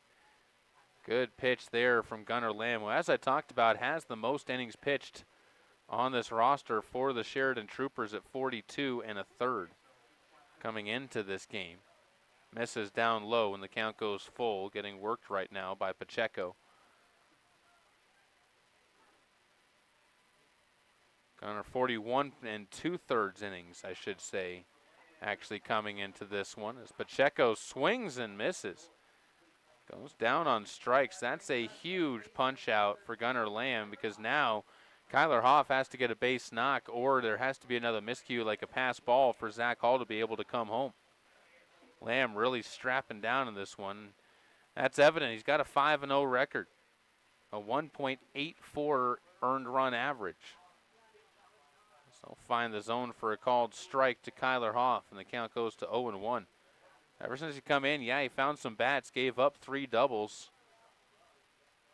But part of that was settling in. You're also coming in a relief. You're used to starting games.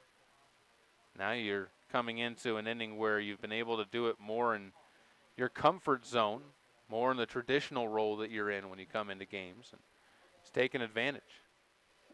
1-1. Up the middle, and Hoff comes through. Base knock to bring home Zach Hall. And the 11th run of the game for Post 6, 11-2. They lead by 9.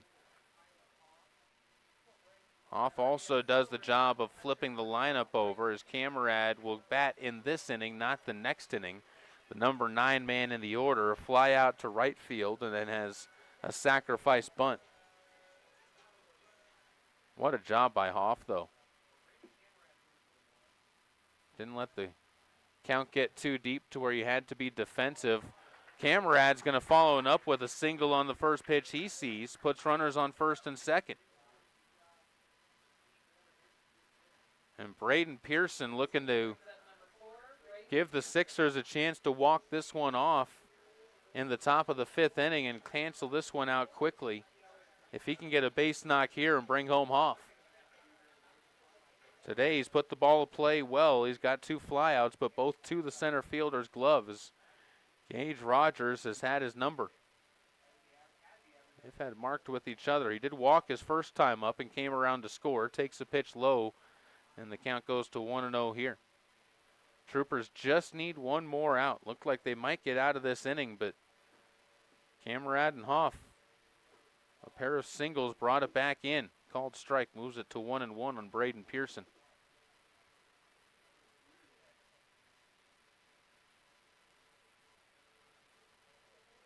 Lamb peers in again, gets the sign, works quickly, fires one past Pearson. The count goes to 1-2.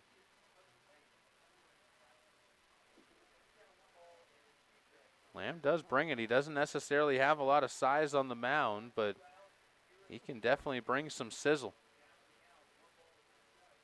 1-2 pitch with 2 away. Pearson just able to spoil that one foul, and the count goes to 1-2, or stays there rather.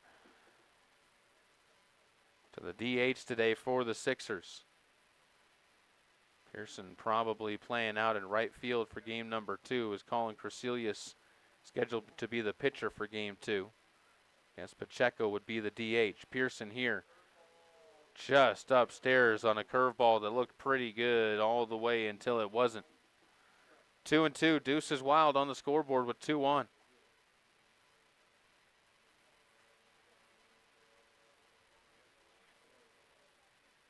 Fastball, blew it by him. Pearson goes down, slams the bat as he does.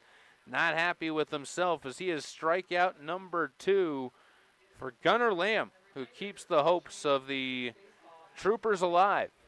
Sheridan trails 11-2 going to the top of the 5th inning on 1480 K-Ray.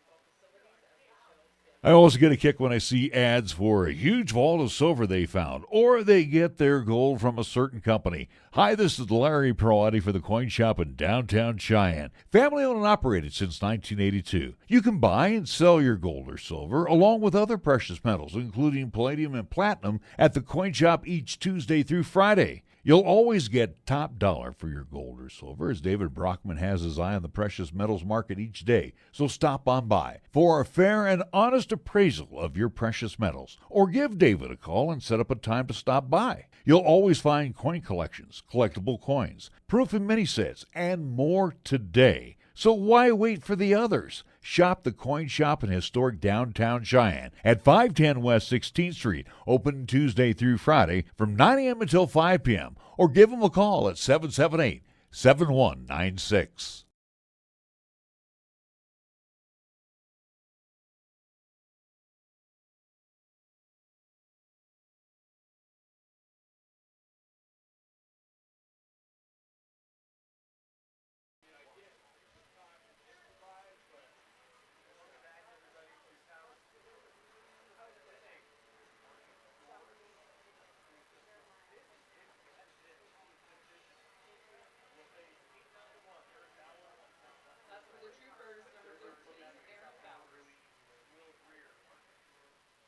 Marcus George returns to the mound for inning number 5 of work, trying to keep it at a 9-run lead and give the Sixers a chance to walk it off in the bottom of the 5th inning, leading this one by 9 on the Pepsi scoreboard, 11-2.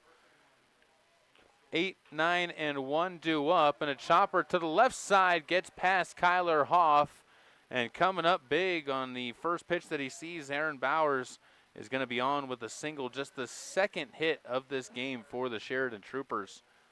As Griff Switzenberg will step to the plate. He grounded out to short his first time up. That led off the 3rd inning, which was a 1-2-3 inning for George. Part of 7 straight that he retired. Number 9 batter in the order, trying to flip it over and give the Troopers some momentum. George nods the head twice. Misses up and in.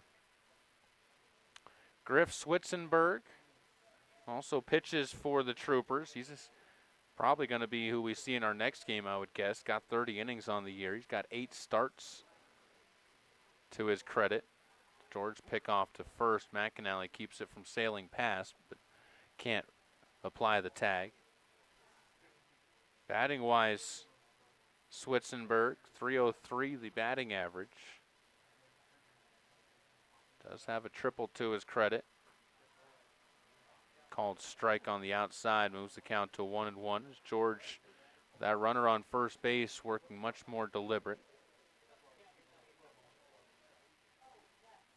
It's a team in the Troopers that doesn't have a lot of pop up and down their order. They got a couple guys that you can see maybe doing something. Phillips, a couple of home runs, actually. He's also leading the team in triples and in doubles, while batting .337 on the season as George misses badly outside and the count goes to 3-1. Phillips, also the leader on the team in RBIs with 26 of those on the season. Greer, who's at the top of the order, actually leads the team in RBIs this year for the Troopers. That pitch upstairs misses, and a single and a walk. Marcus George losing his aggression to the zone and puts runners on first and second. Nobody coming out of the dugout for post 6. Scamrad heads out to his pitcher, slaps him on the behind and says, hey, you got this. Just a little confidence booster as the lineup flips over and Will Greer will step to the plate. As I mentioned, second on the team in RBIs, 24 of them, looking to try and add another one onto that. He also scored a run earlier today with a hit by pitch. He has grounded out. Nobody out in the inning, much like last inning. George finding himself in some trouble. Last inning he worked out of it, only giving up one run.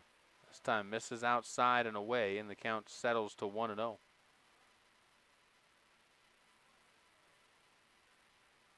George, good pitch count-wise. Entered this inning at 51. That's 59, called for a strike. So he's in a good spot pitch count-wise.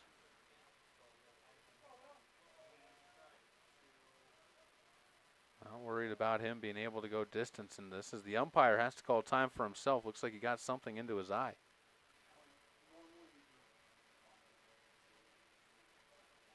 So he'll wander back behind home, and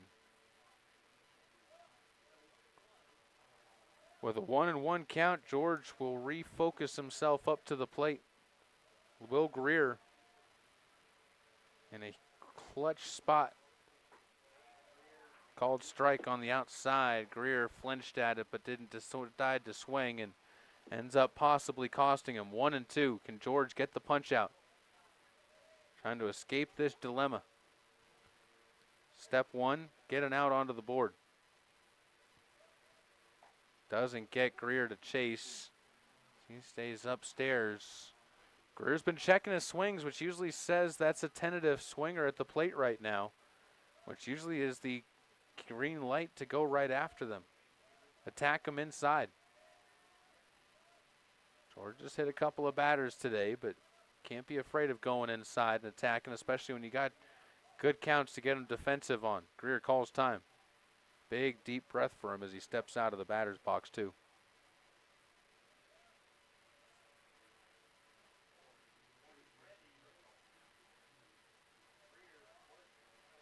Greer steps in again as George misses with the curveball, and the count goes full again, 3-2.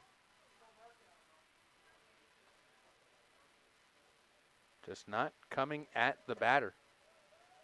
With the lead that you've got, the only way you let them back into this game is by not coming at these batters.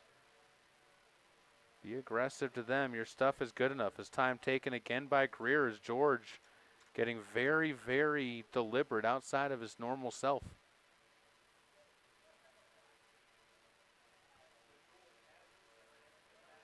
Fires again. Called strike on the outside. Greer can't believe it. As that is strikeout number 4. Greer still walking back to the dugout. He about bit his bat in half when that one got called strike 3. First out of the inning.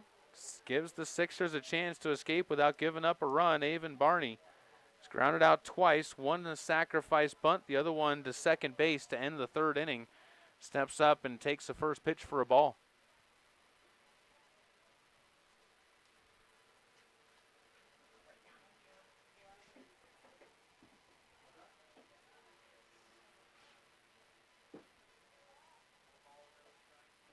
George again, peers back. Grounder to Coates. Backhanded, fires to second for one. Coates on to first. Crasilius can't get the return in time. Thought they had the 6-4-3, but just the 6-4 part comes to fruition. A fielder's choice eliminates Griff Switzenberg. Up to third goes Bowers, and still life for the Troopers. Trying to make it as difficult as possible for the Sixers in the bottom of the 5th inning to take this game. Sixers, by the way, will have 2, 3, and 4 due up in the next inning. Called strike to Tanner Hamrick, who has been hit by a pitch and walked. No official at-bats in this game yet. Gets a sign from his coach.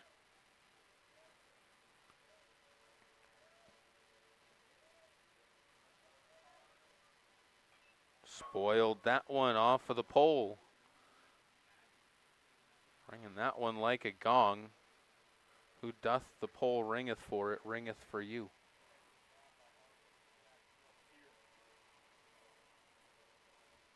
Strike away with pitches to play with for Marcus George. 0-2 count with 2 away. After putting the first 2 runners on with a single and a walk, George nearly gets the zone there, but can't find it with the off-speed pitch, maybe a changeup there. And the count goes to 1-2.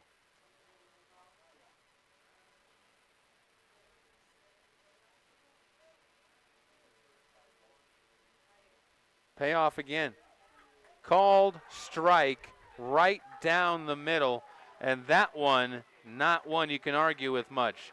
5 punch-outs through 5 innings for Marcus George. Sixers, 1 run will walk it off for him in the bottom of the 5th inning when we come back to Powers Field on 1480 K-Ray.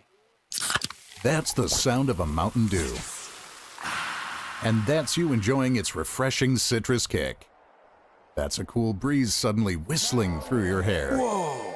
That's you realizing you're now on a mountain. This is epic! That's you stating the obvious. That's you stepping up to the plate. That's you winning your kickball game. Yes, let's go! That's you taking another sip of your Do the Do.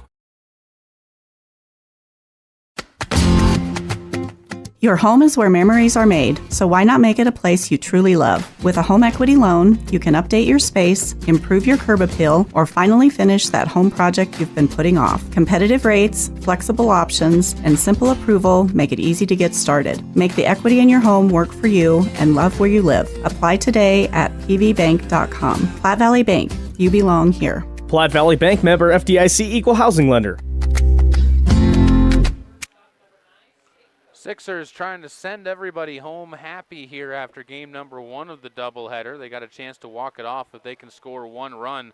Cade Coates, he's a good place to start with. It'll be him, Crasilius, and McAnally as a scheduled 3. The group is 5 for 6 with, 5 for 7. There we go. I promise I can get this figured out. They've only been put out twice. That's been a fly out and a ground out. There was a sacrifice bunt in there, but we're not counting that one as Coates will swing and miss at the first delivery.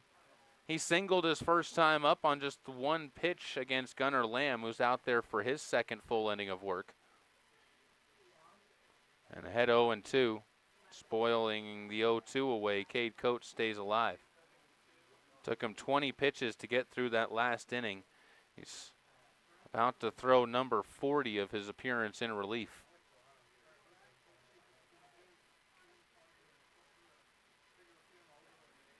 Misses low and away.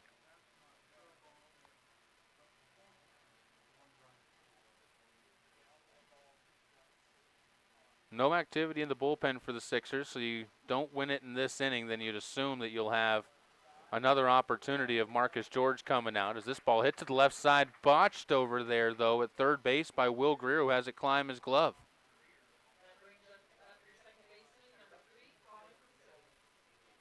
Crasilius will step up. Greer just moving to his left. Stuck the glove out, belt high. Had it hit off the heel of the glove and never looked it in. ends up giving the Sixers a chance.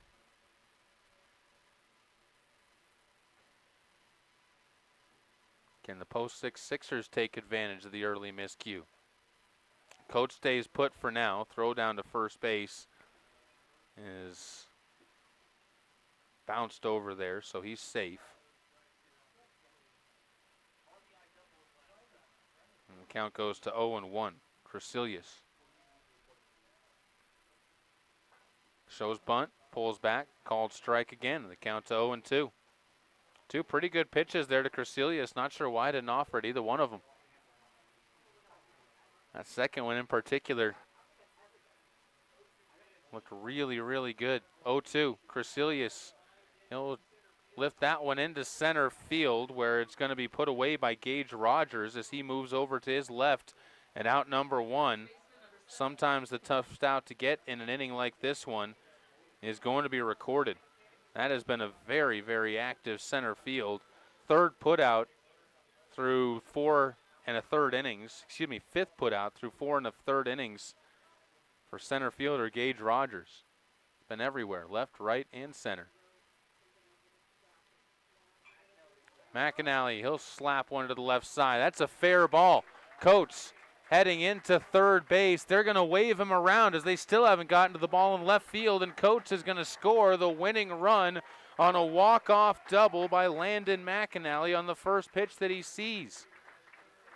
Sixers take it 12-2 over the Sheridan Troopers in game number 1 of our doubleheader. We're going to take a quick 2-minute timeout. When we come back, we will have final numbers on this one. Sixers victorious, game number 2 coming up as well. All that and more in 2 minutes on 1480 K-Ray.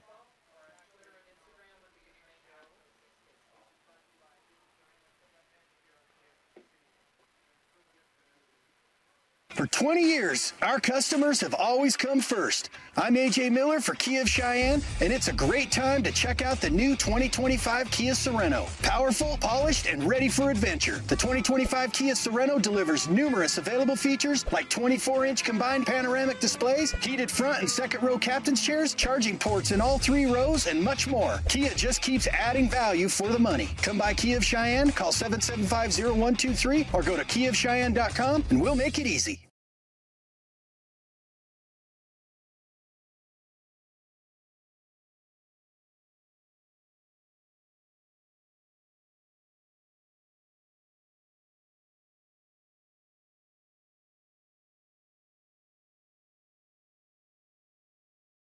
Visit the heart of Cheyenne's history at the Cheyenne Depot Museum.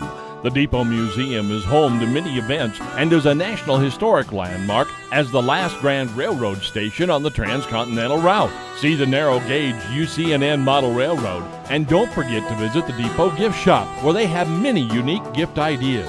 Open Monday through Friday, 9 a.m. to 5 p.m., Saturday 9 a.m. to 3 p.m., and Sunday 11 a.m. to 3 p.m. The Cheyenne Depot Museum at 121 West 15th Street in the heart of downtown Cheyenne.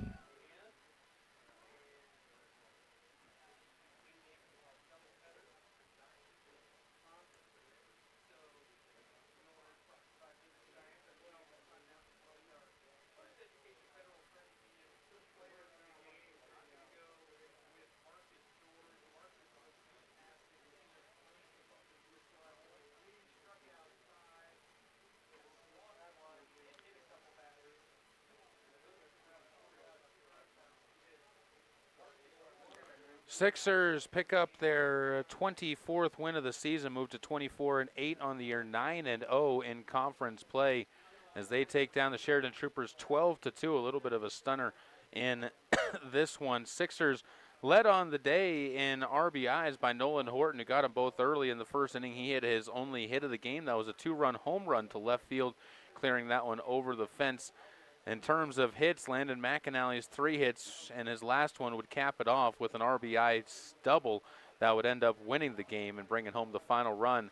Everybody on the roster got a hit except for Braden Pearson at the top of the order. He did get on base with a walk, but he was 0 for 3 outside of that, had a run scored. Colin Crecilius 1 for 2, Cade Coates 2 for 4, 1 for 3 for Nolan Horton, 2 for 3 for Zach Hall, 1 for 3 for Anthony Pacheco. Kyler Hoff ends up going 2 for 2, and Braden Camerad 1 for 2. As a team, the Sixers picked up 2 walks, also had a pair of strikeouts. 8 of the 12 runs were scored on RBIs. Pitching-wise, the Sixers just needed one pitcher. Marcus George goes the distance, 5 innings, 5 strikeouts, 2 walks, gave up 2 hits, 2 runs. Only one of those runs ended up being earned. Game number 2 will be coming up shortly, as it's scheduled to begin at 7 o'clock here at Powers Field. We should have action for you starting right around that time. Today's broadcast presented to you by Affordable Computer Repair, the Breadbasket Bakery, Kia of Cheyenne, Capital Lumber Company, Cheyenne Regional Medical Center, Chick-fil-A, Cheyenne Frontier Days, Halliday Subaru, Wyoming's Department of Transportation, Meridian Trust Federal Credit Union, Two Doors Down, the Burns Insurance Agency, First Tier Bank, the Gill Window Company, Cheyenne Auto Repair and Service, Jason Gilbert, your Allstate Insurance Agent, Rock on Wheels, Fat Boys Tire and Auto, Platte Valley Bank, the Coin Shop, Cheyenne Depot Museum, and Pepsi of Cheyenne, bringing you a final scoreboard of 12-2. We're going to step aside for about 20 to 25 minutes on 1480 K-Ray and on the YouTube channel, but we'll have game number 2 coming up for you right around 7 o'clock on your home for 1480 K-Ray's best sports coverage in Cheyenne.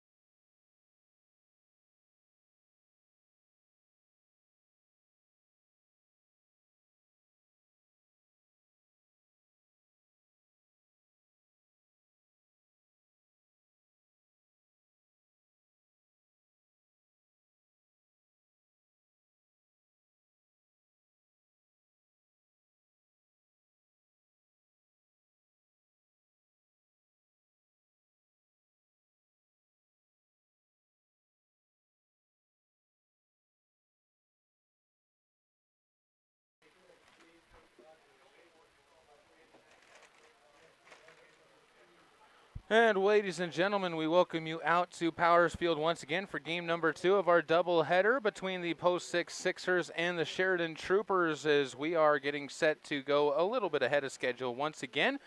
After the first game lasted just an hour and 25 minutes, game number 2 will pit Colin Crecelius against Griff Switzenberg on the bump. Colin Crecelius will see the defense behind him round out like this.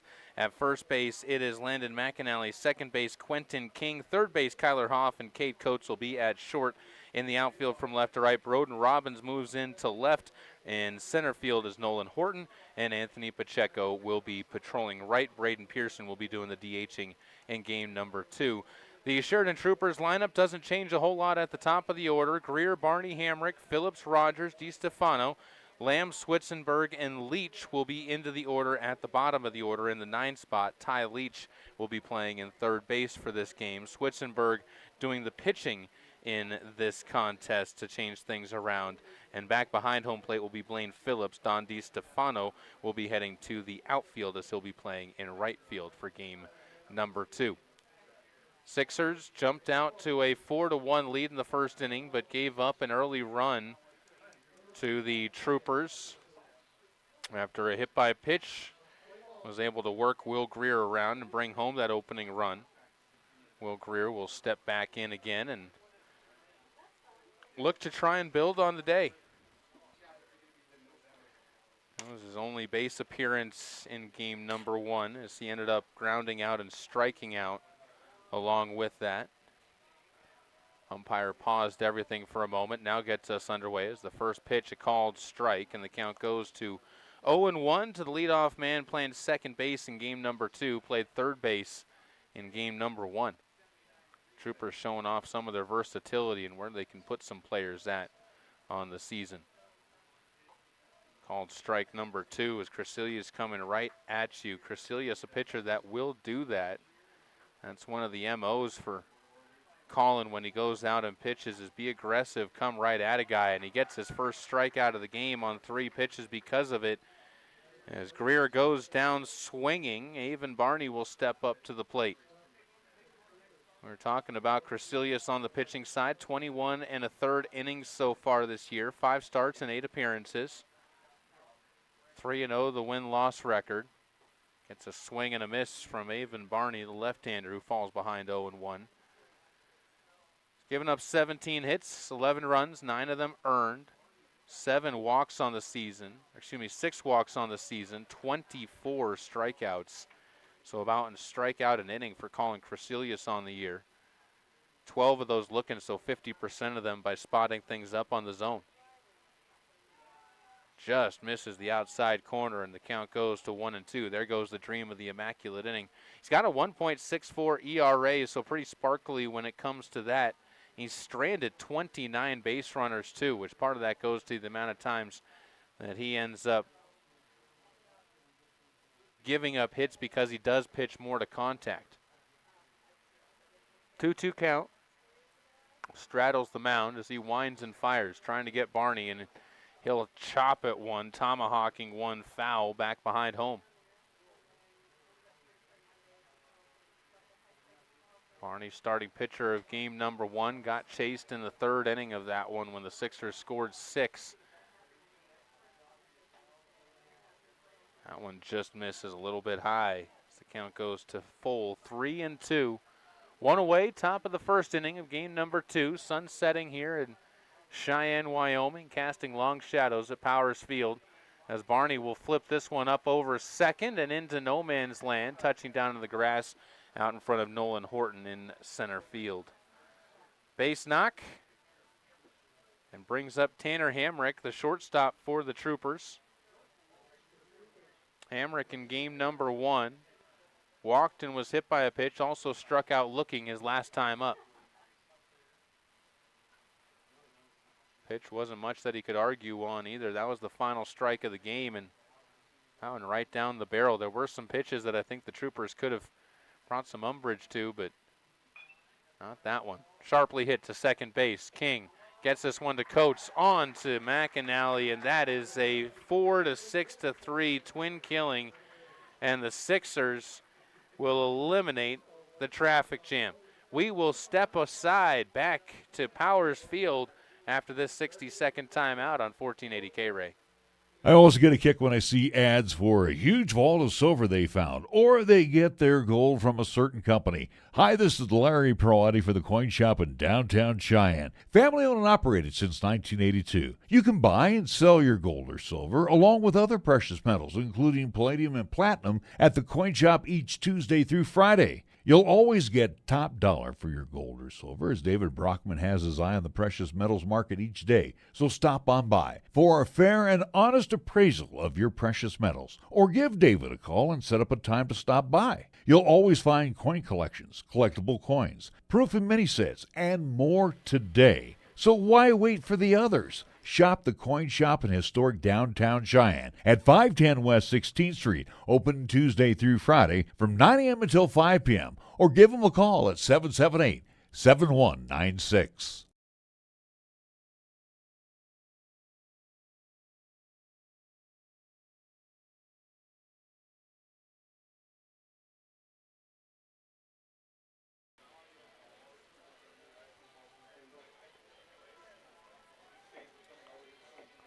Welcome back out to Powers Field, where it is Griff Switzenberg stepping up onto the mound to try and tame the Sixers offense, which scored 12 runs last game and was able to really take it to the Sheridan Troopers in that contest. The numbers for Switzenberg on the season so far, well, when you look up and down the pitching roster, Switzenberg looks pretty good. 30 innings of work so far, 8 starts, 11 games played, 2-1 the win-loss record.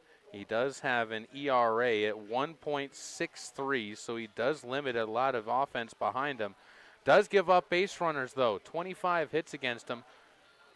He's also given up 9 walks and has hit 5 batters, so he can get into a little bit of his own trouble. See if the Sixers can bait him into that in this one, as he starts off with a fastball by Braden Pearson to move it to 0-1.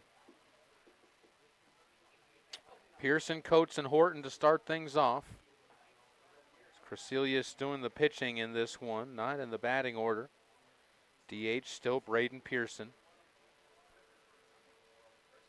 Pearson 0 for 3 in game number 1. Got on base in the first at bat and then wasn't able to sniff it after that. 1-2. Swung on and just tipped foul. I thought that was a miss, and the umpire says, nope, no need to panic and run. So just stays 1-2. Switzenberg, shorter, skinnier on the mound. A little bit more throw the arms out there on his deliveries. Gets a fastball by Pearson and fires it in for strike number 1, or strikeout number 1. And we are underway in the bottom of the first inning with Cade Coates coming up to the plate with nobody, or with 1 away. Coates, game number 1. It was a pretty fun one for him. Had 2 singles, ended up scoring the walk-off run after he reached on an error in the first inning, or in the 5th inning. So in the bottom of that one, able to take the Sixers home to the promised land. Was not retired except for a ground out in the 2nd inning. Batted in the 1st, 2nd, and 3rd innings before anybody was retired. Count goes to 2-0 on him. Takes a pitch that looked pretty good again, but that one misses. Count goes to 3-0.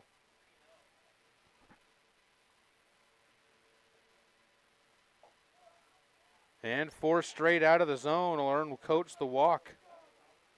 So a base runner for the Sixers. This bottom of the first progressing along very similar to how the top of the first progressed for the Troopers. Strike out to the first batter. Second runner gets on base to first. It was a double play the first time around for the Troopers. Horton has got a home run in his back pocket today. He'll step into the batter's box. First at bat of the day for Horton, who takes a strike. Nearly hit 1 out, and then 2 pitches later did hit 1 out. This runner takes off, throws way up the line towards third, so easily safe is going to be Cade Coates with the stolen base. First of the day for post 6. Horton behind 0-2 in the count as it was called a strike.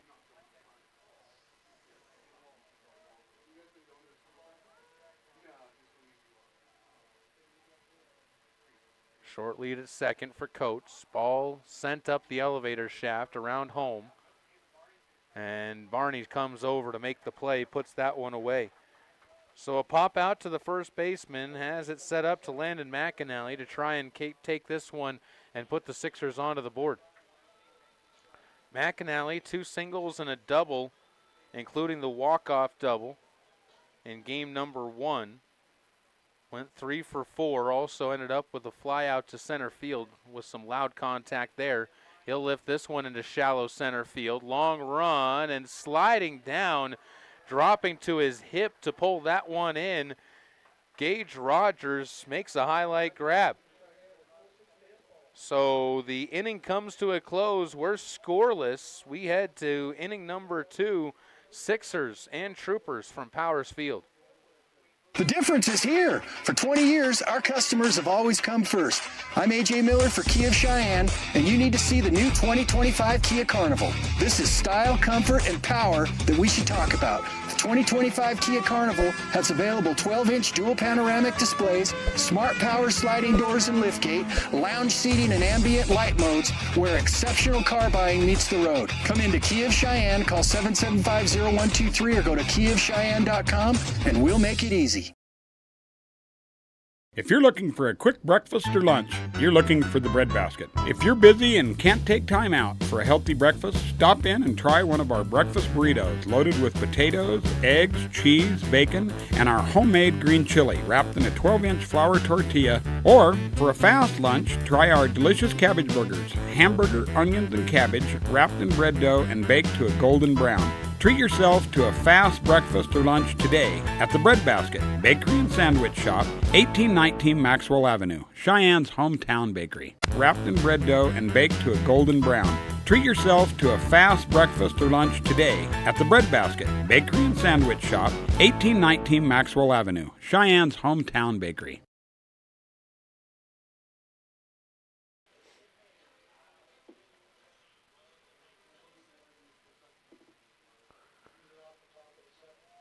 Sixers tied up with the Sheridan Troopers going to the second inning, 0-0. It'll be the middle of the order, Phillips, Rogers, and DiStefano for the Troopers. Colin Crecilius only had to throw 11 pitches in the first inning to get through it as he was very efficient. Twin killing on the 4-6-3 variety didn't hurt. Phillips reached base twice, game number 1. Gets ahead in the count here, 1-0.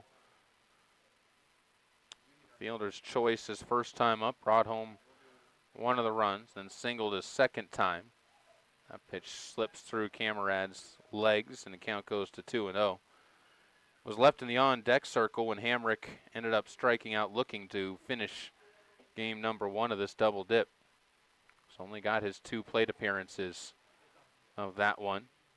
Here chops one towards first. Big bounder on the second hop to McAnally. Puts it away for the 3 unassisted. Gage Rogers, he was 0 for 2 in game number 1. Had the other RBI. It was a fielder's choice as well. A 4-6 put out. Did get a stolen base. That's the only stolen base for either team in game number 1. Neither team was that aggressive on the base paths, not because necessarily people were getting thrown out.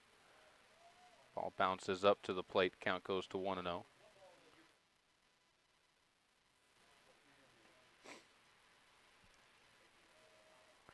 Rogers has been very active out in center field, getting his fielding legs underneath him for sure. Gets ahead in the count here, 2-0 on a ball that ricochets to the backstop. Another batter that Crecilius has fallen behind, 2-0. Normally a guy that likes to attack, work from ahead, be the aggressor. Misses upstairs now, 3-0. In danger of putting the number 2 man on. Dom DiStefano waits in the on-deck circle. Did the catching in game 1 and out in right field in game number 2. He'll have to wait a little bit longer as Crecilius finds the strike zone to move it to 3-1.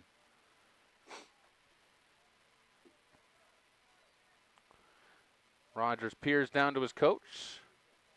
Steps in and ball 4. Earns the walk. First walk by Crecilius. And Dom DiStefano has a runner on base. Last time there was a runner on first base, they made it one pitch before a double play would erase him. That was a King to Coates to McAnally twin killing up the middle. First pitch from Crecilius, can't find the zone, that goes to 1-0. Just over-gripped that one. Held on to it too long and threw it wide of the zone.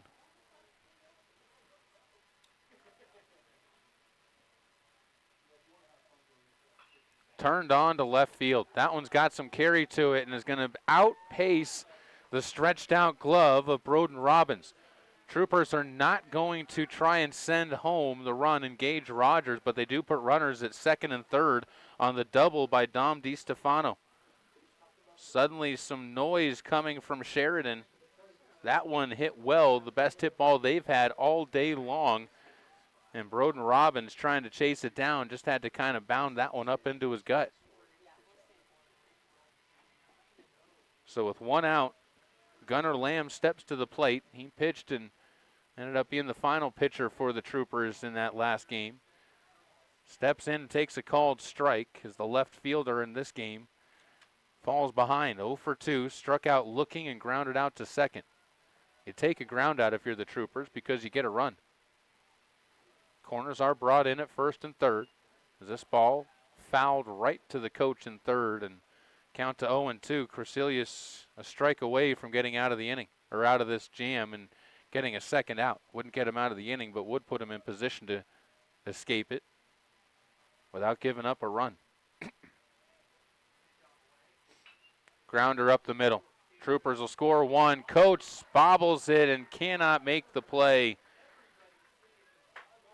Runners on the corners for the Troopers after the error on the Sixers.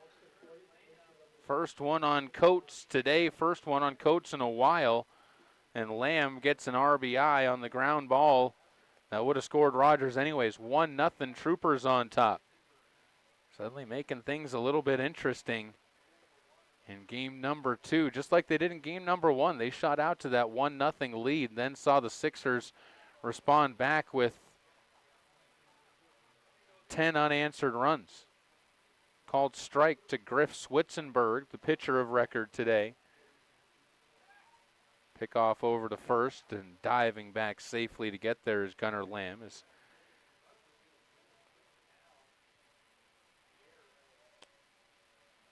Here, by the way, on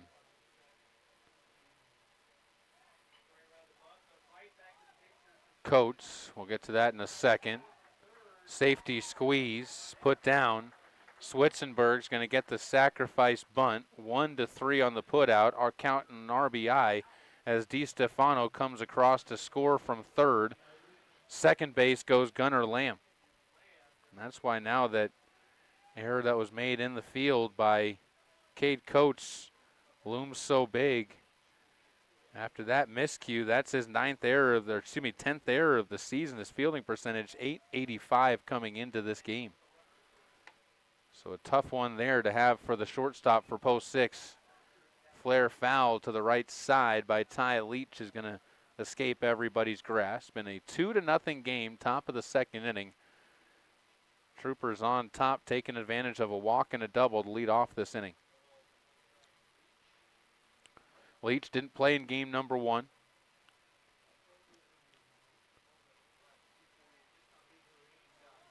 Trying to make an impact immediately in this one. Misses as well, and the count goes to 1-1. To the third baseman. Leach placing Greer in the position. In terms of in the lineup, it's Aaron Bowers who he's subbing in for. Is that one called a strike? Leach didn't like the count, like the call, thought it was a little bit low. Asked the umpire a quick question before stepping back in. Chokes up on the bat slightly. See a little bit more of the knob as this ball bounces into the catcher. Camrad fires to third and fires that one into left field. Sixers are going to try and score on it, and the ball is going to end up hitting off of the back of Gunnar Lamb, and scoring is Gunnar Lamb on the way the ball came in on an E1. Second error by the Sixers in the inning, and it's 3-0. Troopers on top. Man, just a cacophony of errors that developed on that play, and the Sixers have suddenly seen the lead for the Troopers balloon the other direction. They all knew that this was going to be one of the better series of the regular season. Game one, I think, was a bit of a shocker to a lot of people. Not that the Sixers won, but the way that they won, as they just dominated from start to finish the Sheridan Troopers in that game.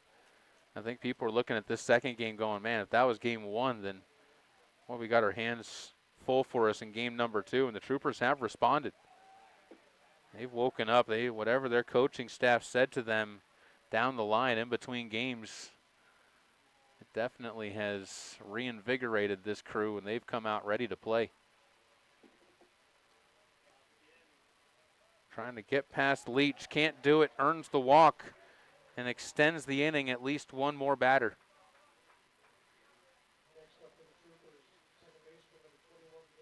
Sends Will Greer up to the plate. He struck out to lead off the ball game on 3 straight pitches. Ended up striking out. Hall plate umpire has his ball bag refilled by the studious on-deck folk. As Greer peers down to his third base coach and gets the plan, especially with a runner on first, you want to be knowing, okay, is he stealing? Do I need to be aggressive? Are we hitting and running? Runner is taken off on the first pitch, there by a mile, but a little bit late on the tag by King. Looked it into his glove, and swiping second, Ty Leach in to scoring position, and Will Greer ahead in the count 1-0. Crecilius having trouble finding that all-elusive third out. 4 Troopers in the inning have reached base. 3 have come across to score, as that curveball stays up high and can't snap down. Count goes to 2-0.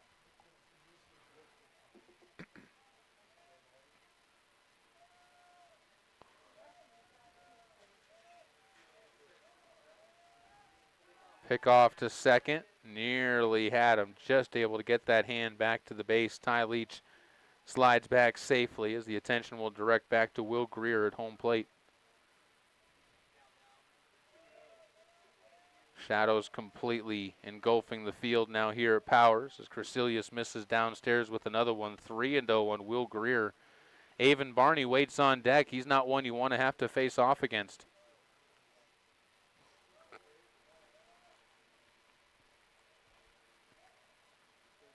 .3-0 delivery. Crecilius trying to get back into the count. Cannot do it, and Greer tosses the bat as he gets on base. Runners on first and second. Becomes the 5th base runner now for the Sheridan Troopers in this inning. Camrad's going to head out to the mound to have a quick conversation with Crecilius. If you're the Sixers, you got to put a stopper in this one pretty quick. Avon Barney, he's got some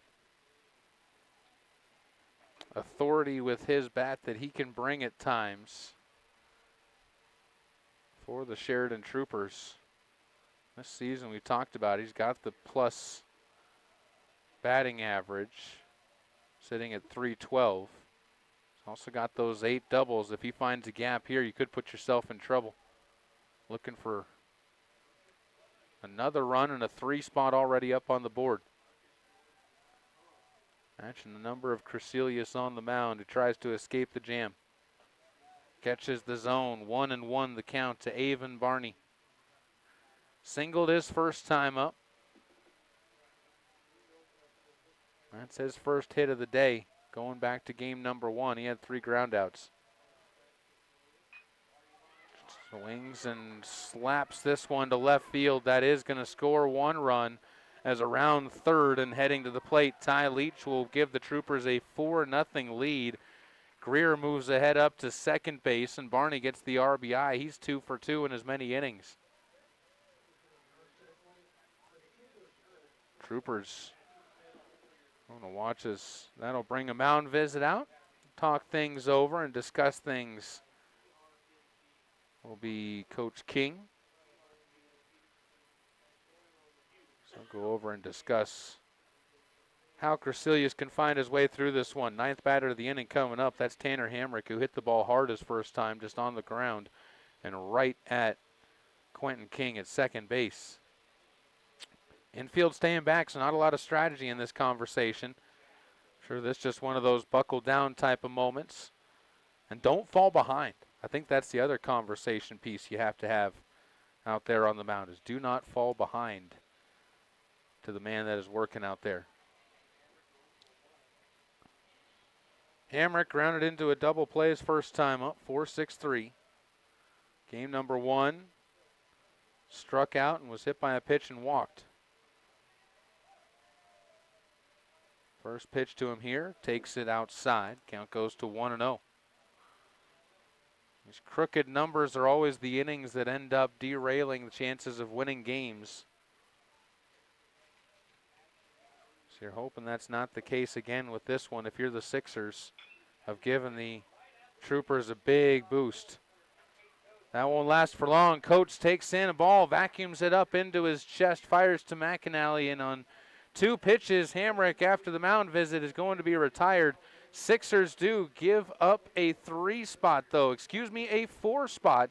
They trail it 4-0 to the Sheridan Troopers when we come back to Post 6 and Powers Field on 1480 K-Ray. Rock on Wheels is Wyoming's premier bicycle shop. The service department offers quality and experience with a 48-hour turnaround guarantee based on parts and availability. They even offer tune-ups for your current bike, along with powder coating and sandblasting. So swing by the shop and take advantage of the awesome prices for great bikes like Trek and many other name brands. Rock on Wheels even offers bike rentals for the avid rider. They're proud to be locally owned and operated. You'll find Rock on Wheels at 900 East Lincoln Way. Call 637-0020 to start pedaling your way to a whole bunch of fun.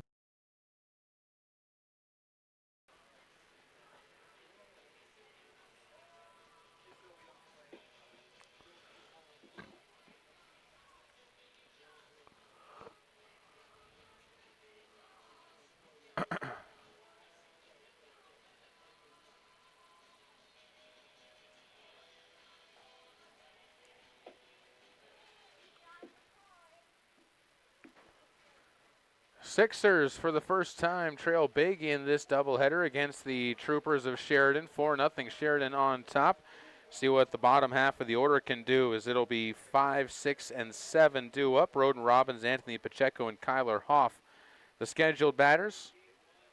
Robbins did not play in game number 1. Left-handed batter working against the left-handed starter, right-handed starter. Takes a pitch and gets ahead in the count 1-0. And that might have been part of why Broden Robbins did not start in game 1. It was a lefty in Haven Barney who worked in that game, as this pitch misses and the count goes to 2-0. Whatever it was the Sixers did in that game with the lineup card, it worked, as that one misses, and now 3-0. 3 straight out of the zone to start things off for Robbins and his at bat. And again, quickly into his delivery and walking him.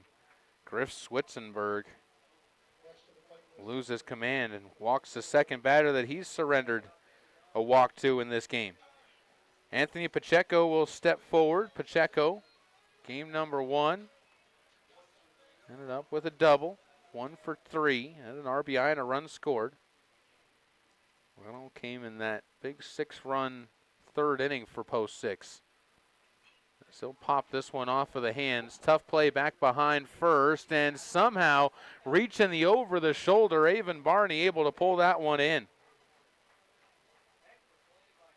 That was impressive, ladies and gentlemen. He had that one like a wide receiver running back on a football, looking over the shoulder, trying to kind of just guide it into the glove, stuck out that big first baseman's mitt and somehow found the ball. huge play there. It was going to be tough for the Sixers. Might have seen a double up anyways, as I think Robbins probably would have been cooked trying to get to second base. So there were some other blue jerseys that had hustled around it, but man, just the effort to pull that one in, impressive to say the least. Runner takes off. Robbins got a good enough jump. He slides in safely. Ball was not quite on target either. That's the second stolen base for the Sixers in this game. They did not steal a single base in game number 1.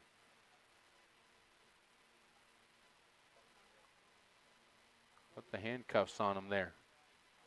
1-0 count to Hoff. Make it 2-0.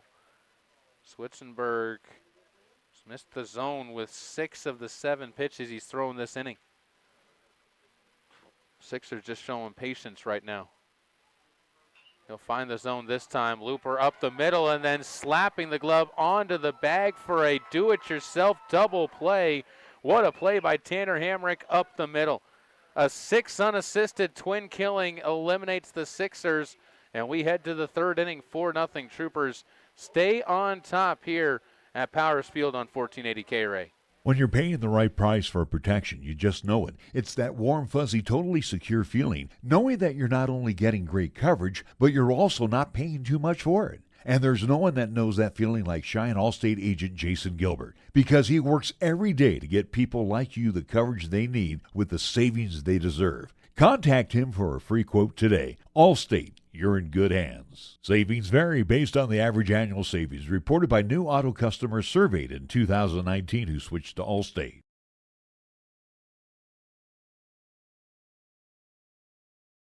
Suddenly it's all so clear with Gill Windows. Your home deserves the very best, that's what we give to you.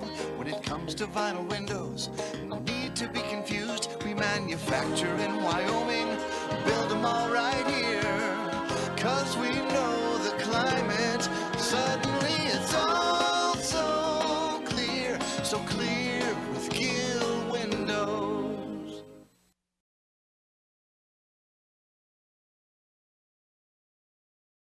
New pitcher on the mound for post 6 as Julian Tafoya takes a chance at his hurling out there on the mound. Julian Tafoya the 4th. And there's this one with a overall season that's been pretty kind to him so far. They've used him quite a bit, 20 1/3, all in relief, 11 appearances. 1-1 the win-loss record with an earned run average of 4.47. He does have 25 strikeouts, but has also walked 15, given up 13 earned runs, 23 total runs, and 18 hits. So he's had some rough patches behind him in the field and has gotten roughed up a little bit as well. 228 the batting average against him on the season. He'll be facing off against Phillips, Rogers, and DiStefano, who got things started with a bang for the Sheridan Troopers. And the last inning sparked what would end up being a 4-run inning for the Troopers to give them what is a 4-0 lead over the Sixers right now in this one. And when you talk about post 6 in this game right now, you're in a little bit of uncharted territory for a little bit. Since they've played against the Hard Hats, they have not been in a position where they've trailed by this large of a deficit this early in a game. And really, they've only even faced this large of a deficit a few times this season. The only big ones against Creighton Prep out of Omaha. Saw a pretty massive deficit there they had to overcome. And they had the run-ruled game where they ended up going down to the Hard Hats here at their home diamond. Crasilius' day is done. And Tafoya will take over to begin the 3rd. First pitch turned on by Blaine Phillips and fouled. That one crushed. That one would have been out to the parking lot if he keeps that one fair. Out to Windmill if he keeps that one fair. That one mashed. So count goes to 0-1. Now 0-2 as Phillips takes the next pitch and falls behind in some dangerous position for himself. As we said, ground out to first base his first time up. Sixers fans wanted that one called a strike and can't get the call. Count goes to 1-2 to the leadoff man. Top of the third inning, game number 2. Just about a half an hour, a little bit more than that underway. As a swing and a miss, hustled down to first base, won't beat out the throw of Camerad, and Tafoya gets his first punch out. 2-3 on the putout. Gage Rogers, who walked his first time up against Crecelius, part of that 4 spot that the Troopers took advantage of. Came around to score on the Gunnar Lamb error ground out. He'll take a strike and falls behind in the count. Tafoya really coming after batters right now. Being aggressive in the zone. No fear as he fires into the zone. This one bounced up and the count goes to 1-1.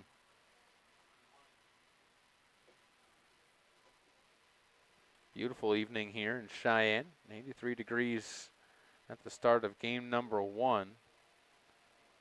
That temperature is held out for the most part. 78 right now as we work into game number 2. Feels like 75, and how about this? Winds at just 15 miles an hour. Outside, that pitch misses. Always find it funny. I go to other places. I was doing some baseball up in Idaho, and they had a 10-mile-an-hour day of wind up there, and they said, man, it sure is windy. It's affecting the baseball. And we look here in Wyoming, 15 miles an hour. We're just going, it's a little bit of a breeze out there at the ballpark. But the gusts are only 15 miles an hour, too. So the count goes full 3-2 to Gage Rogers. Nobody on, 1 away, top of the third inning. Julian Tafoya winds, fires, gets the swing and the miss. Triggered the swing late. And Tafoya, 2 batters face, 2 strikeouts to his credit. Dom DiStefano will step forward. DiStefano doubled his first time up. A shot to left field that bounced right in front of Broden Robbins. Called strike greets him as well. That's good signs from Tafoya. He got ahead of all 3 batters he's faced in this inning so far. Trying to work the 1-2-3. And a legit 1-2-3, not around a hit or a walk and getting a double play, but a true 1-2-3 inning. He's a strike away from doing it by striking out the side in order. 0-2 delivery. Into center field, right at Nolan Horton. Drifts back a couple of steps and puts it away. A great inning in relief for Julian Tafoya. Calms down the roaring waters from Sheridan. The Troopers still lead it, though. It's a 4-0 game going to the bottom of the third inning on 1480 K-Ray. At Fat Boys Tire and Auto, our business is about more than just selling tires and fixing cars. We believe in faith, family, and community. The Fat Boys family has been serving Wyoming and Nebraska for over 50 years, and 3 generations later, our values have never changed. When you need tires or auto repairs, find the Fat Boys, and we'll treat you like family. Fat Boys Tire and Auto in Cheyenne, Laramie, Scottsbluff, and Wheatland. Get price quotes and schedule service at fatboystires.com.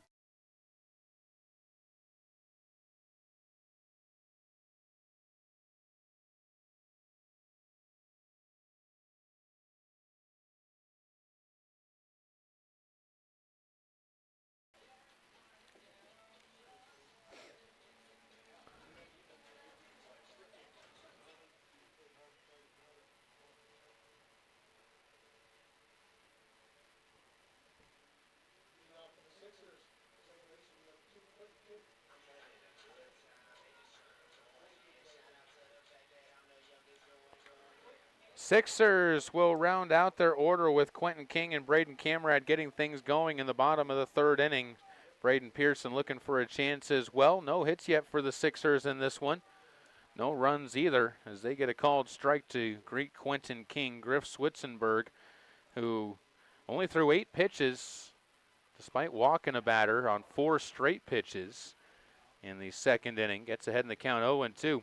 Switzenberg has not looked comfortable, but he has not struggled on the mound, if that makes any weird sense. He's labored, He's got 2 walks where he's walked him on 4 straight pitches, but he's gotten weak contact outside of that. And even got a strikeout to the first batter of the game, Braden Pearson. So Switzenberg effectively wild out there on the mound right now. Ahead 0-2 still on Quentin King. And this is the even crazier part when you think about those 2 4-pitch walks. And then he starts this one out with 4 straight into the zone against King. And good ones into the zone that King's had to battle. Just misses low at the knees with that pitch, and the count goes to 1-2. Sun sets. This ball flied to right field. That one's going to be foul and ends up drifting too far outside of the lines to get Quentin King a base knock. And Sixers down on the Pepsi scoreboard nearing the midpoint of this game, 4-0. Troopers on top, all 4 runs coming in a big second inning for the Troopers, where they sent 9 men to the plate.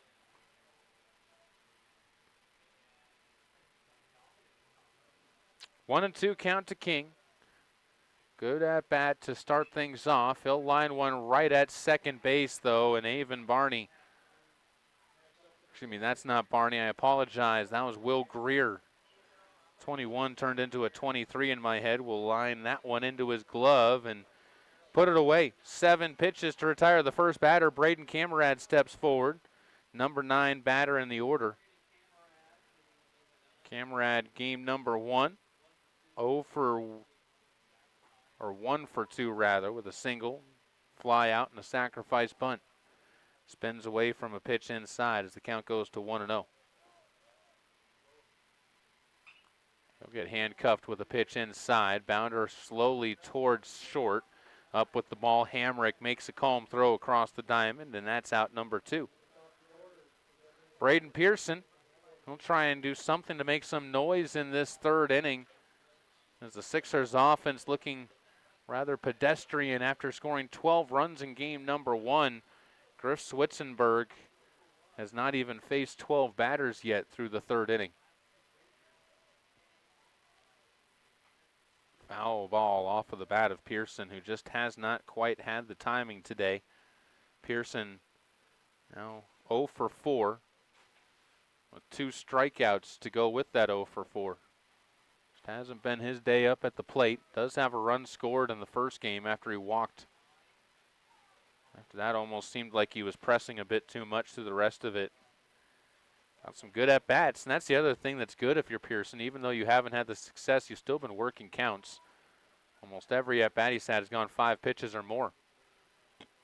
As that ball deflects off of the glove of Blaine Phillips behind home. Count goes to 2-1 with 2 away. Outfield shifted slightly to the pole side as that one misses low. Now 3-1.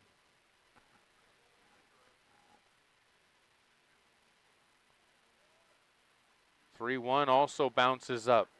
Command problems there all the way through those final 3 pitches for Switzenberg.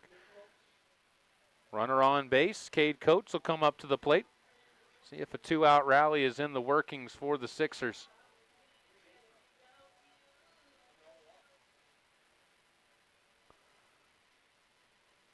Coates in his first at-bat walked, stole a base, was left at second after Horton and McAnally popped out and flew out. Pearson stays put for the time being as the pitch misses. That's now 4 straight out of the zone coming from Switzenberg. He'll pick off to first base, just something to try and change what he's been looking at and throwing to. Change that motion a bit before he goes back to firing at home plate. 1-0 finds the zone. He needed that one as the count goes to 1-1.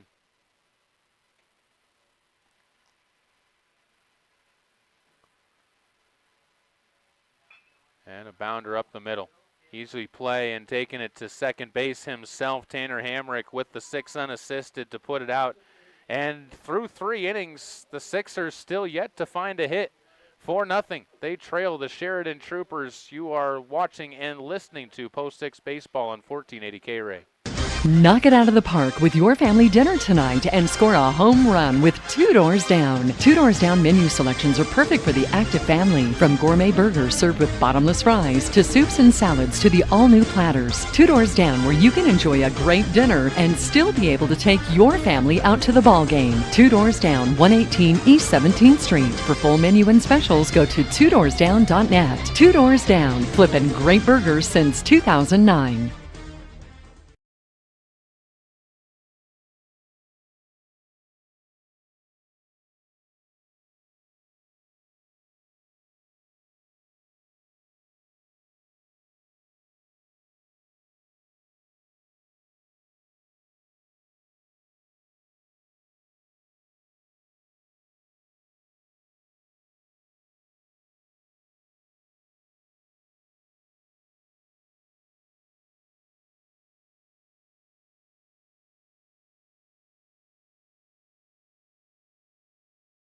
Graph as the post 6 Sixers down 4-0 at their home spot to the Sheridan Troopers.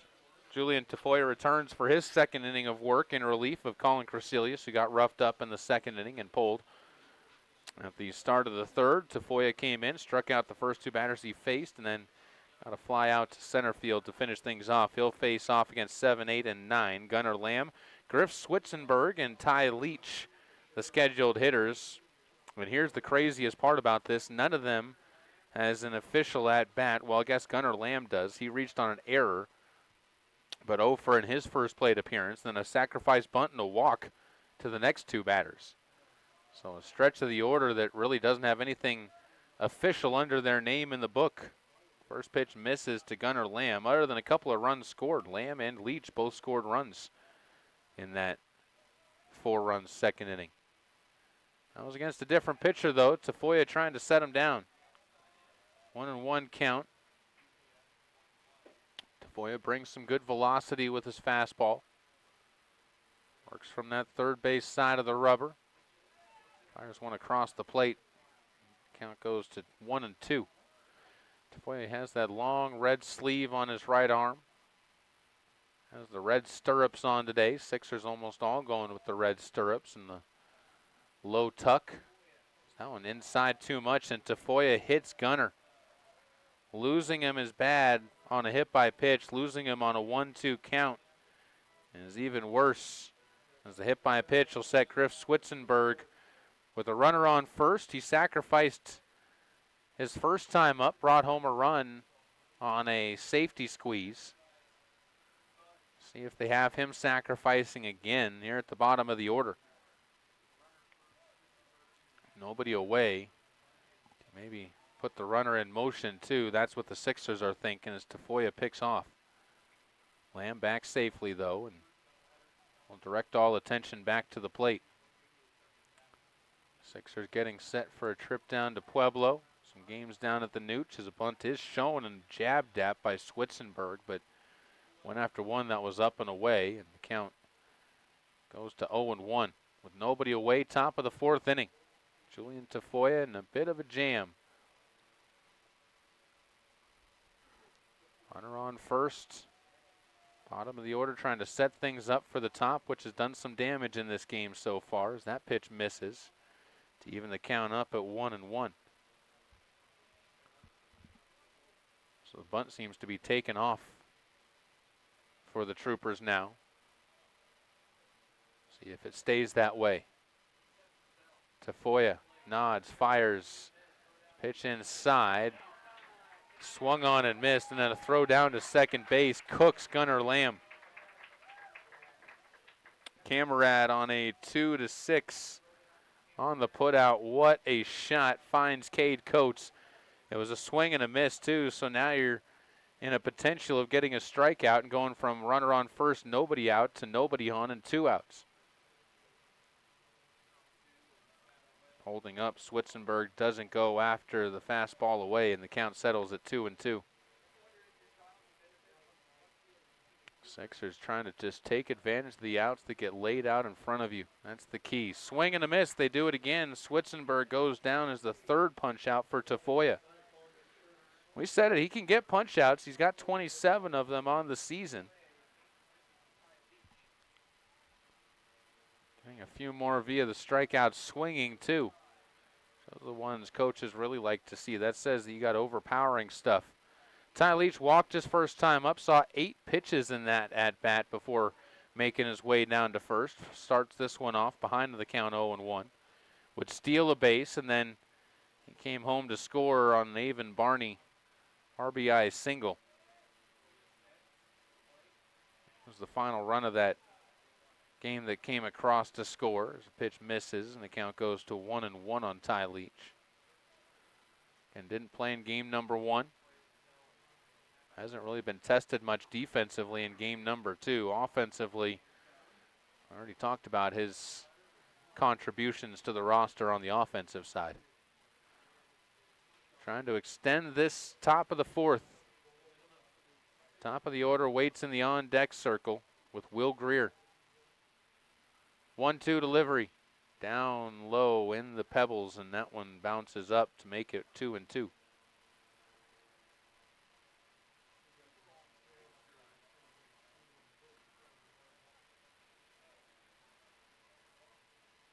Deuce is wild. Delivery from Tafoya. Swung on and missed. Bookends the end of his inning with some strikeouts. And he sets them down 1-2-3 after a hit by pitch gets caught stealing. 6 up, 6 down in Julian Tafoya's book. We head to the bottom of the 4th inning. A good one developing between the Sixers and the Troopers. 4-0 on 1480 K-Ray. Hi, this is Larry Proative talking about affordable computer repair. Lanny at Affordable Computer Repair in Cheyenne reminds you whenever your personal computer, laptop, or iPad is not performing to your standards, then it's time to call Affordable Computer Repair in Cheyenne at 307-256-8971 and let Lanny's many years of experience fix or address the problems that may exist. Also, watch out for those bad elements out there to harm your computer. Affordable Computer Repair is the perfect choice to consult you on the proper maintenance for your systems. Remember, it's Affordable Computer Repair in Cheyenne. Please call 256-8971.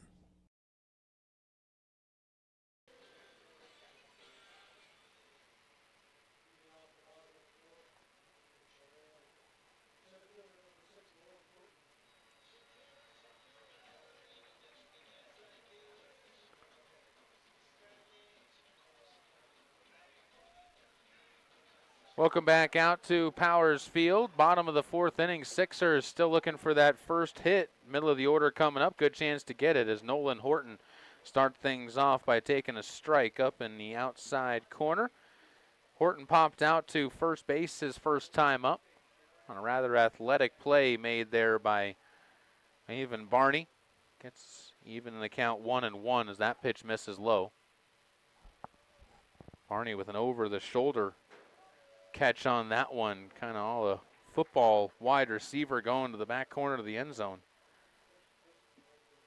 Over the shoulder, peering, falling down.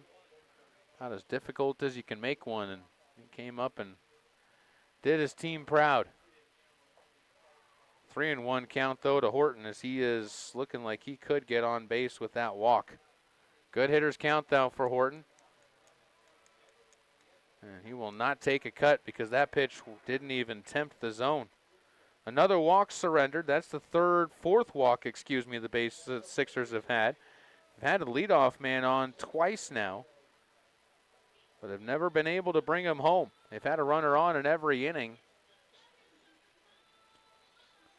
But that has been when Griff Switzenberg has been able to really tighten up, not give up anything that he doesn't want to. He'll pick off to first, safely diving back into the bag as Horton. He knows he's a stolen base threat, and the Sixers have already stolen a pair in this game.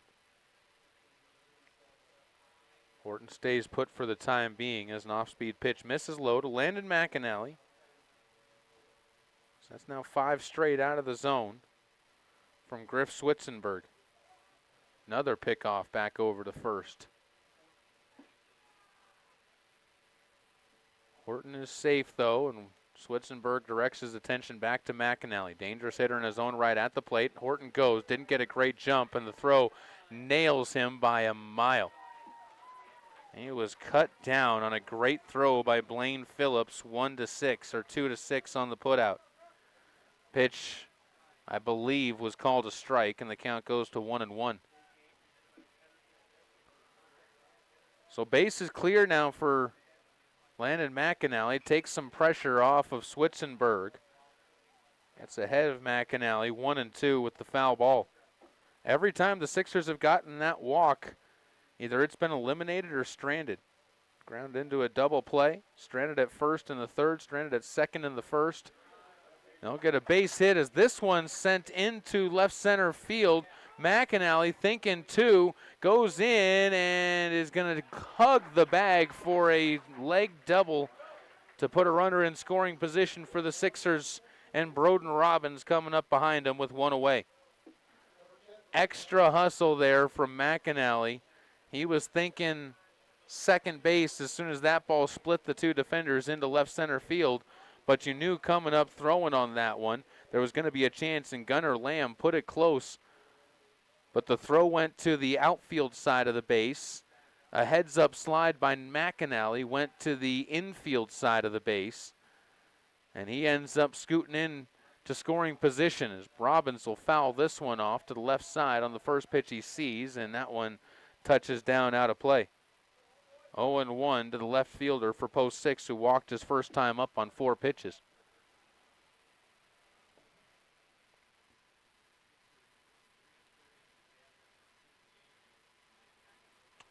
Everyone retreats back to their positions after some long runs to chase that down. Ty Leach from third and Gunnar Lamb from left field both gave that one a look as this pitch misses, and the count goes to 1-1 on Robbins. No hitters off of the books, but the shutout still intact, 4-0. Sixers trailing the Sheridan Troopers here at Powers Field on a gorgeous Tuesday afternoon in Cheyenne, Wyoming.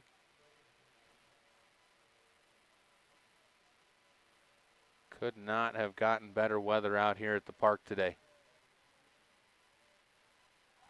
Pick off to second, sliding safely. McAnally gets back in time.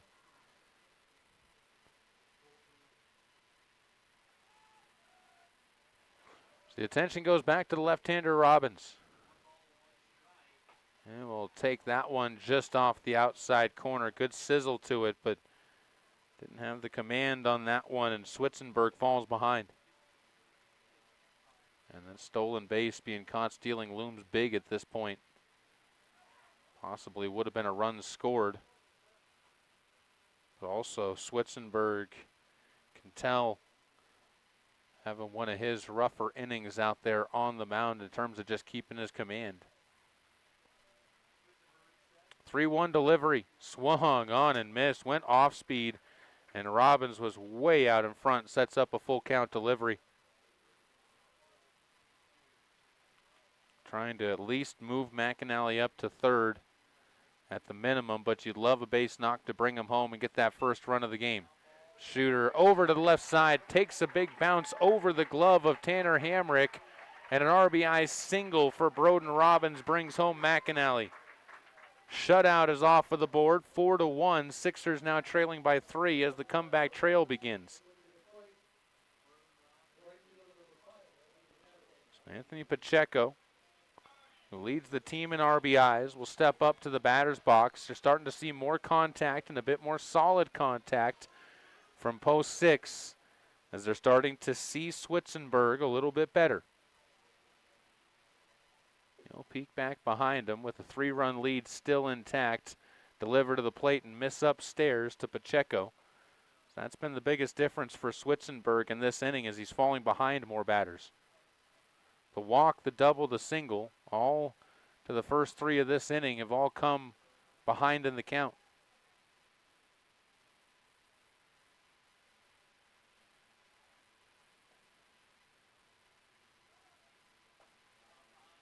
Another one missing, and that moves it to 2-0 on Anthony Pacheco.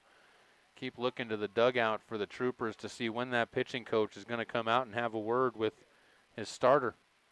Switzenberg misses low with that one, and he has completely lost the zone. 3-0. 4, 5, 6, 7, 8, 11 pitches outside of the zone in this inning. Finds a strike there. That's to only 5, 6, 7, 8. 8 pitches in the zone. 60-40 ratio, not the way you want it. That's called a strike, and Pacheco sees the count go full. So 3-2.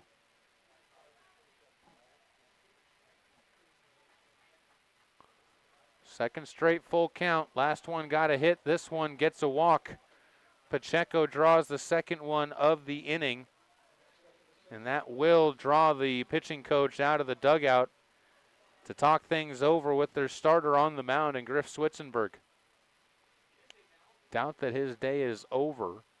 And he's still got the lead. He's in a good spot pitch count-wise, even with the struggles of this inning. He's thrown 21 this inning. That's how many he threw in the first 2 innings combined. But in total,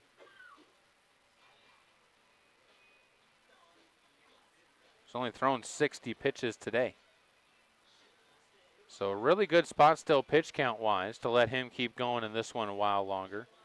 Just need to find a way for those pitches to be effective and in the zone against post 6 instead of being a little bit too wild and careless. Is officially hitting the hour-long mark of this one, and it's been a good one so far. Again, 2 teams that have played very well in the field, only got a couple of errors in this one so far, or miscues. Only the 4 hits between the 2 sides, 5 runs. And some good, confident pitching buckled down whenever they needed to. So all that breaks up out there on the mound, and it'll be back to Kyler Hoff at the plate to work against Switzenberg, who attacks into the zone. The count goes to 0-1.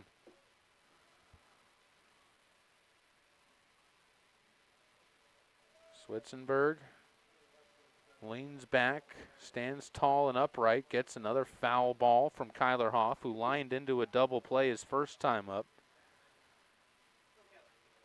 And the count goes to 0-2. Working from ahead again, and this is when you've had success out on the mound if you're Griff Switzenberg. Trying to get him to chase, misses outside with looked like a slider on that one. Count moves to 1-2. First and second for the Sixers. 1 run already home in the bottom of the 4th inning. A sharply hit ball towards third, grounds foul. As Hoff stays alive. Quentin King, who lined out to second his last time up. He waits in the on-deck circle. He batted in the 3rd inning. In the bottom of the 4th, hoping he can go back-to-back innings with a plate appearance. Ball spoiled, foul again. Hoff putting together a really good plate appearance. Would say you're hoping for, which normally would happen with only 1 out. You'd almost guarantee the next guy up. But we've already seen 2 double plays in this game. 1 for each team. This one hit well towards left. Positioned, though, well was Gunnar Lamb. Gets the ball back in. And that is going to do it for Hoff, who puts up a valiant effort but cannot get that ball to drop down. And that brings Quentin King to the plate. King, 0 for 1, as we said, lined out to second, where great play was made by Will Greer to vacuum that one in. King did have an 8-pitch at-bat, or excuse me, a 7-pitch at-bat, as he really battled for a long time against Switzenberg in that trip to the plate. 0-1. This ball lifted into center. Playable back there for Gage Rogers. He puts it away. And the Sixers do strike for 1, but that is all they get as the Troopers lead this one going to the downhill stretch at Powers Field, 4-1. You're listening to and watching Post 6 Baseball on 1480 K-Ray. Capital Lumber is #1 in Cheyenne. Are you listening?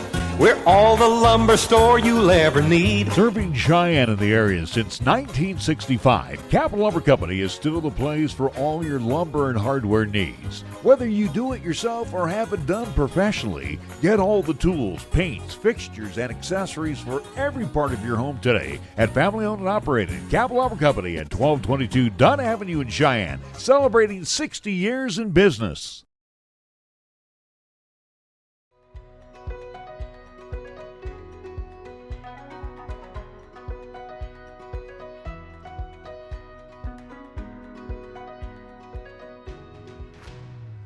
From your head to your toes, we're here to keep you moving. With consultation, treatment, and rehabilitation all in one location, it's easier than ever to get the level of care you deserve. Cheyenne Regional. We inspire great health.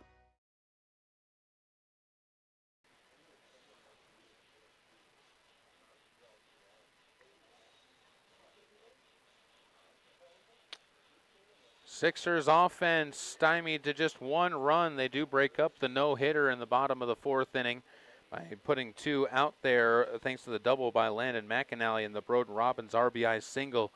But they leave two on as well. Sixers now have left 5 on base through 4 innings of play and trail it by 3. Meanwhile, on the other side, there have been 4 left on base. Just 3 left on base by the Sheridan Troopers, and they scored 4 back in that second inning. That's held up so far in this one. There's a called strike. We'll greet Will Greer to the plate, working against Julian Tafoya. 0-1 on the day. 0-1 the count, too, for Greer, who slowly rolls one towards third. Charging is Hoff, and Kyler's throw on the mark gets the out. So 2 pitches to get through the first out for Julian Tafoya. 29 pitches in the game so far for Tafoya in his relief appearance for Colin Crecilius. Crecilius would get tagged with the loss if things were to cap off, giving up 4 runs, although of those 4 runs, I believe only 2 of those will end up being earned runs against him in the box score. Tafoya can't catch the zone with the first pitch to Avon Barney. He's 2 for 2. Couple singles, also has an RBI to his credit. Had a 2-out single back in the second inning. Grounds this one towards King, and the second baseman up with it, and 2 ground balls to open things up to the first 2 batters. Tanner Hamrick will come up. He's already grounded out twice, once to short, once to second. One of those inducing a double play. As the shortstop will step into the right-handed box.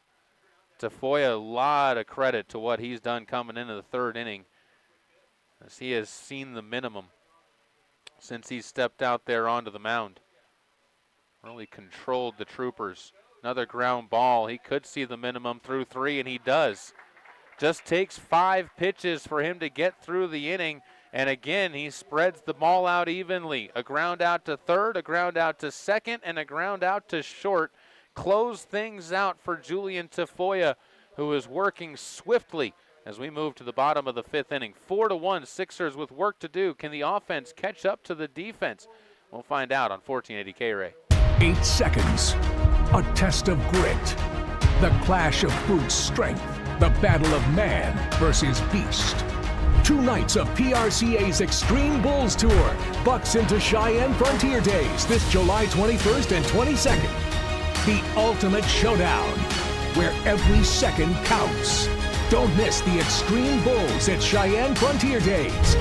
Tickets on sale now at cftrodeo.com.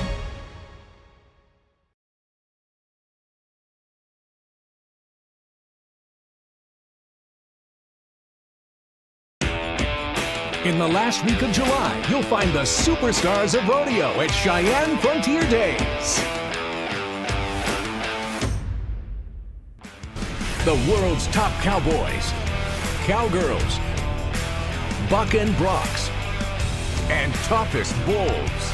Grab your hat, pull on your boots, and join in the Cowboys' favorite rodeo. Rodeo tickets on sale now. Cheyenne Frontier Days, the wildest ride in the West. Still out there on the mound as we move to the bottom of the 5th inning, Griff Switzenberg, who has silenced the Sixers lineup to the tune of a 4-1 lead going into the bottom of the 5th inning. 9-1 and 2 due up. Camarad, Pearson, and Coates, after the Sixers finally started seeing a little bit of success, sent 6 batters to the plate in the 4th inning. First pitch is a strike to Camarad to greet things, and the catcher for the Sixers ended up grounding out to short his last time up. We'll see the count even up at 1-1.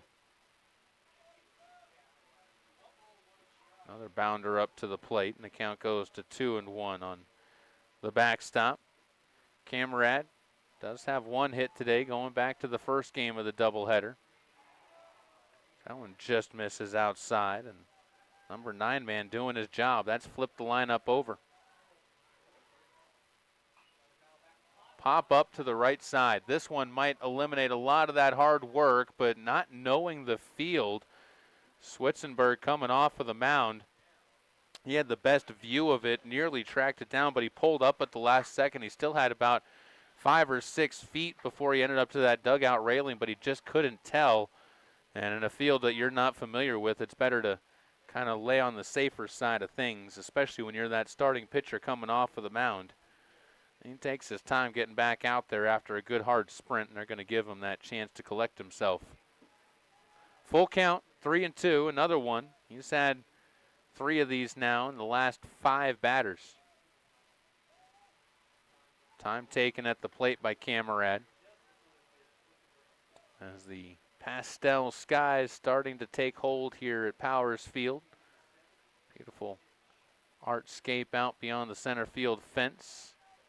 Clouds drift across.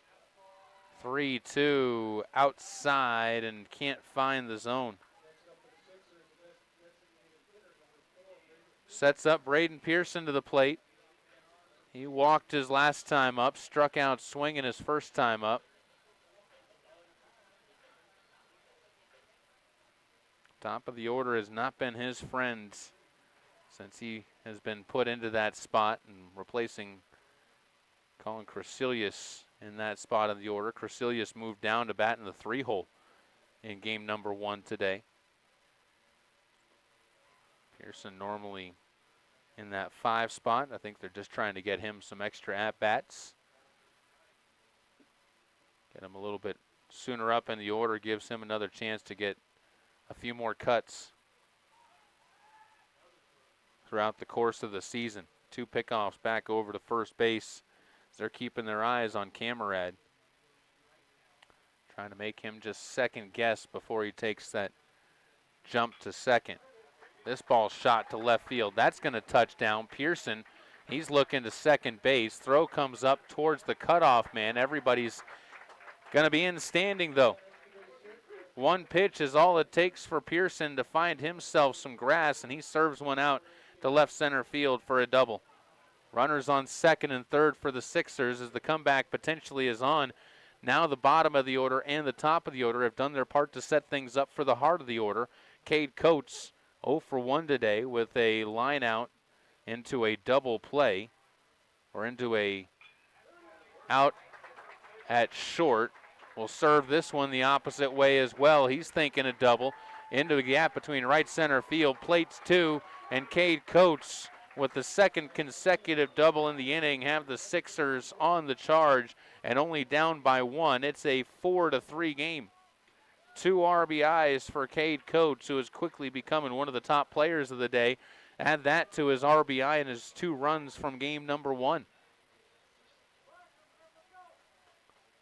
Nolan Horton doesn't take any of that pressure off as he steps up into the batter's box on the right side. Starting to guide the baseball, direct them to where you want them to go if you're post 6 now. Horton shows bunt, pulls it back, and the count goes to 0-1. They say he does present it that one.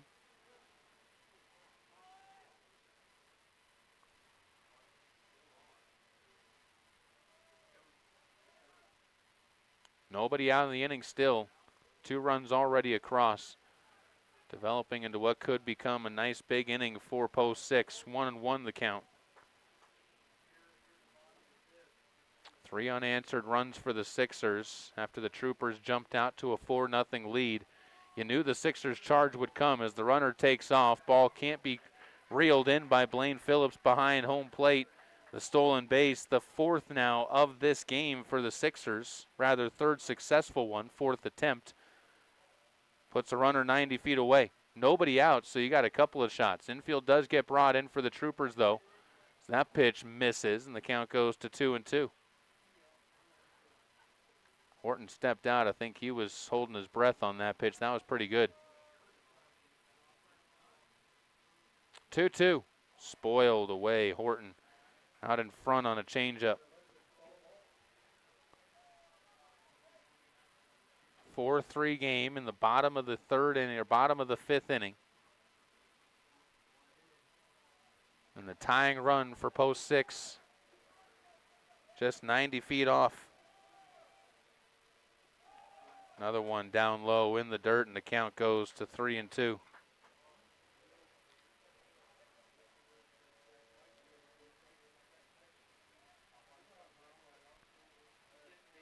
Can infield in, so you just got to shoot something back past somebody quickly or earn the walk. That'll work too. Out's not coming the way for Switzenberg. Is that bullpen still quiet for the Sheridan Troopers?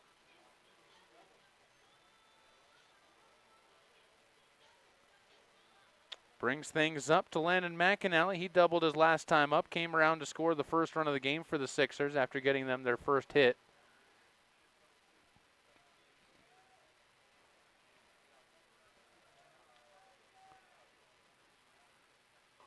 Shows bunt, pulls back, but that one called a strike over the heart of the plate. McAnally 1 for 2 in this game. He was 3 for 4 in the first game. 4 for 6. He'll take that all day long for a doubleheader. Shows bunt again. This one outside of the zone, and the count goes to 1-1, evening up. Just got to wonder how long the leash on Swetzenberg is, especially with nobody out. Third base is charging hard, by the way, every time, although no bunt shown this time by McAnally. I mean, over at third base, Ty Leach, he's not just in on the infield grass. He might be, by the time the pitch is actually thrown, he's within 60 feet of home plate. This time doesn't charge quite as hard. Pop-up is going to be over by third. Leach has a beat on it, puts it away, and out number 1 is finally recorded. Everybody has to stay put, although hopping Cade Coates gave a little bit of a shimmy, but there was no way that he was going to try and go home that close to the plate. Broden Robbins will come to the plate. He's 1 for 1. An RBI single his last time up and ended up walking, stealing a base, and getting stranded at second his first time up back in the 2nd inning.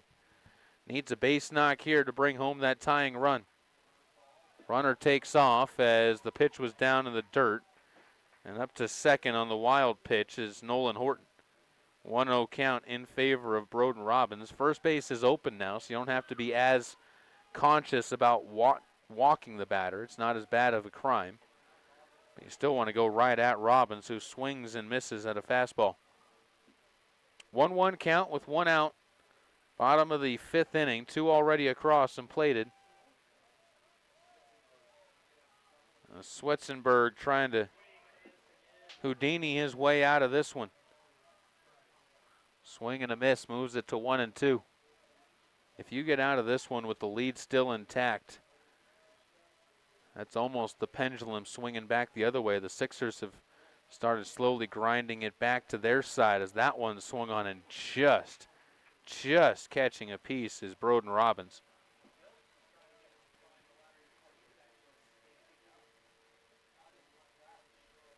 So 1-2, we'll see it again. Phillips flashes the signs.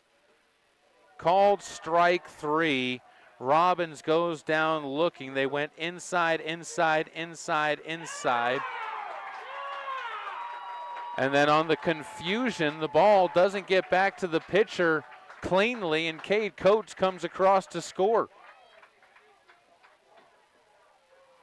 The ball was tossed back and not caught cleanly, and Coates, who's very aware that the ball is still in play at all times, steals home to tie us up at 4. Pacheco pops up, and now that becomes even bigger because Pacheco pops up into the third out on the first pitch that he sees, and that is going to end the inning. But the Sixers do strike for 3. They tie us up at 4 thanks to some heads-up base running from Cade Coates coming up with a senior savvy move. We'll step aside back in 60 seconds on 1480 K-Ray. Chick-fil-A at Windmill and Delrange serves up breakfast, lunch, and dinner each Monday through Saturday. And at Chick-fil-A, they don't have to stray from their menu. They're proud of what they do all the time. Chicken. Check them out online at CheyenneChicken.com and have them cater your next event. Use the convenient drive-thrus. Come inside or use the Chick-fil-A app to do your next order. Chick-fil-A at Windmill and Delrange.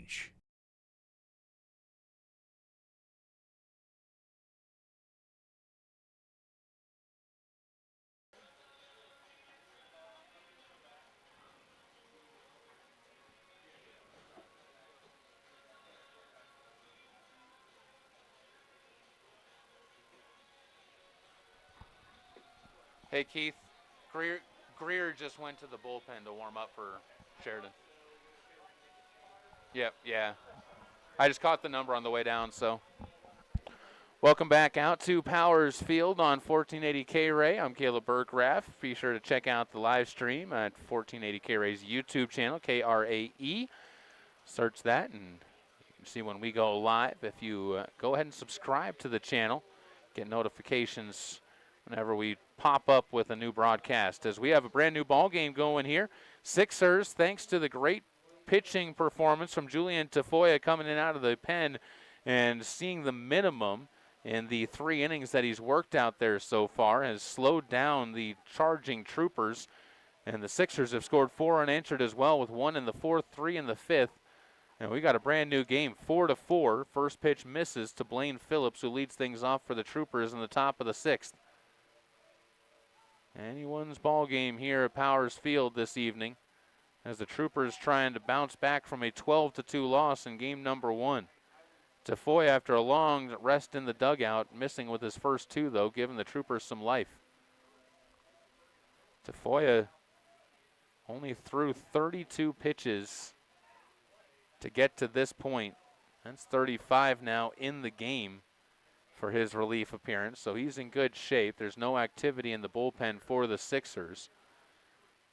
Greer is down in the bullpen warming up for the Sheridan Troopers, as he was sent down to the dugout, and the Troopers get themselves a leadoff walk. Leadoff man on base for just the 2nd time in this game for Sheridan. So they've had a base runner in all but 2 innings. And we might have a pitching change coming. We are. Brad Barker is going out to the mound. I didn't see anybody warming up in the bullpen, but that was because they'd already settled down. That'll do it for Tafoya. We're going to step aside. Another 60-second timeout coming your way as we meet the new pitcher for Post 6 on 1480 K-Ray. The players return to the field. Bat are the Warriors. First up, number 7. There's the pitch.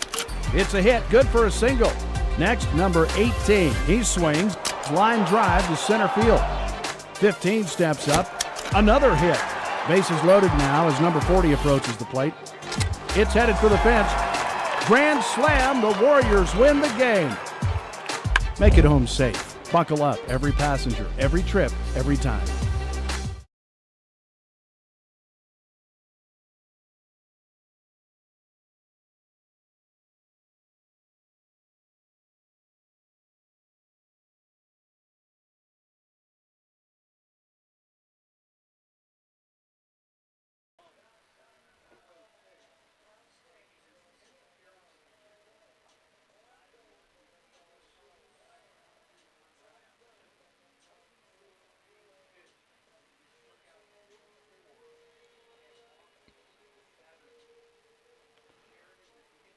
New pitcher onto the mound is Braden Pearson to replace Julian Tafoya, who got a standing ovation for his 3+ innings of work in relief.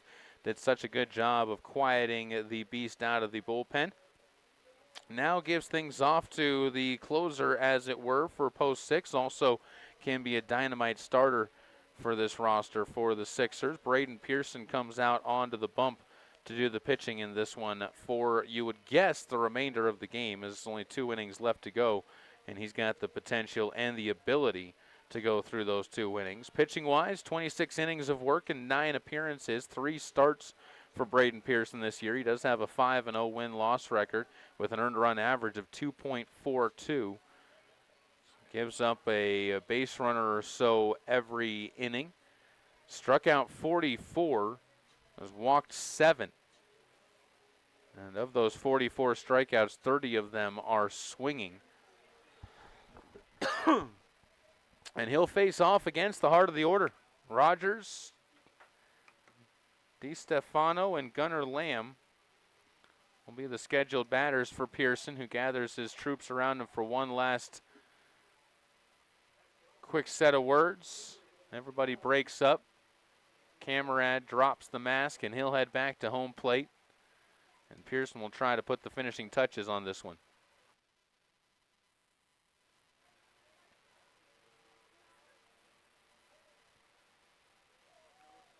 So the right-hander, Gunnar Rogers, who's walked and struck out today, will step to the batter's box, and he'll take a first pitch for a strike from Pearson, who gets ahead.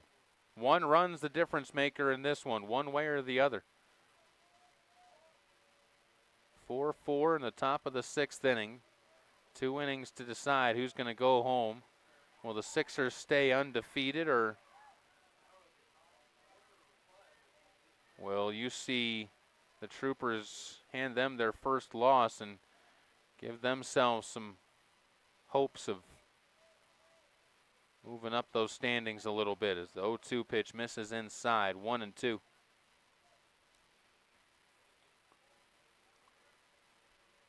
Nobody away in the inning as well. Runner on first base is Blaine Phillips, the catcher. He's got a little bit more speed than most, as that ball from Pearson was on the money, but just a little bit late to the diving try to get back to the base from Blaine Phillips. Pearson nearly sends that one to the backstop, but good job getting the glove onto it by Camarad. Count it 2-2. That one chopped right back to Pearson. Could be a twin killing. Throw back to second is 1. Coates can't make the return play. Pearson will just have to settle for the 1-6. And I think it was just a little bit of a double clutch there on the release by Braden Pearson, as he sent it back to Coates, that kind of slowed the rhythm down on that play. If he throws that one a little bit cleaner, you might end up getting the twin killing, but the second guess ends up slowing him down a little bit. First pitch, though, to DiStefano is going to be a called strike, and the count goes to 0-1 to the right fielder, who still has an opportunity to try and make something happen. Didn't get the twin killing, just left yourself with some more room.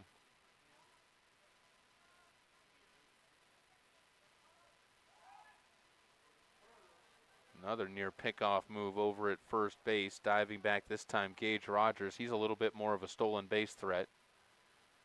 Center fielder for Troopers got some wheels to him. That pitch called a strike, and the count goes to 0-2. Sixers will have a chance to try and take the lead in the bottom half of this inning with Hoff, King, and Camarad, the scheduled 3 hitters, most likely against Greer. As that's a called strike 3 on the outside corner, and that sets down Dom DiStefano as he becomes strikeout victim number 1 for Pearson.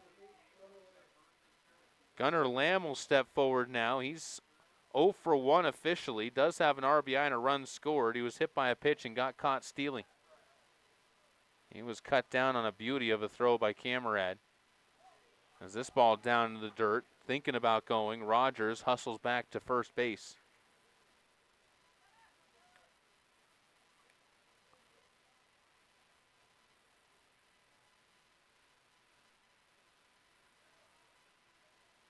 Pearson fires one that's tapped up the middle. Setting up, Coates, Fields fires and connects. 6-3 on the putout.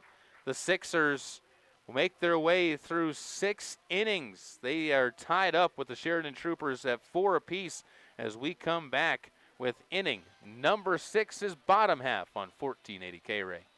Since 1986, here's a list of cars and SUVs I have purchased or leased for myself or my family from our local dealers here in Cheyenne. Kia Optima, Sorento, K5, 2 Chevy Blazers, Honda CR-V and 3 Pilots, Aztec, Villager, Trans Am, Pontiac GT, and Grand Am. What do all these vehicles have in common? Well, for service work, even if it was just a simple oil change, they were taken care of by Shine Auto Repair and Service. Larry Pro-Audi for Cars in Cheyenne, where John and his great team has always been there to take care of the Pro-Audi vehicles, and yours too. John is a TechNet professional, which means he is one of the best in the country to service your car or truck. Make sure your maintenance or minor repair doesn't turn into a major problem. Call Shine Auto Repair and Service today to set up an appointment at 632-0498 or stop in at 604 West Lincoln Way. Shine Auto Repair and Service open Monday through Friday and taking care of your vehicle's needs for over 30 years.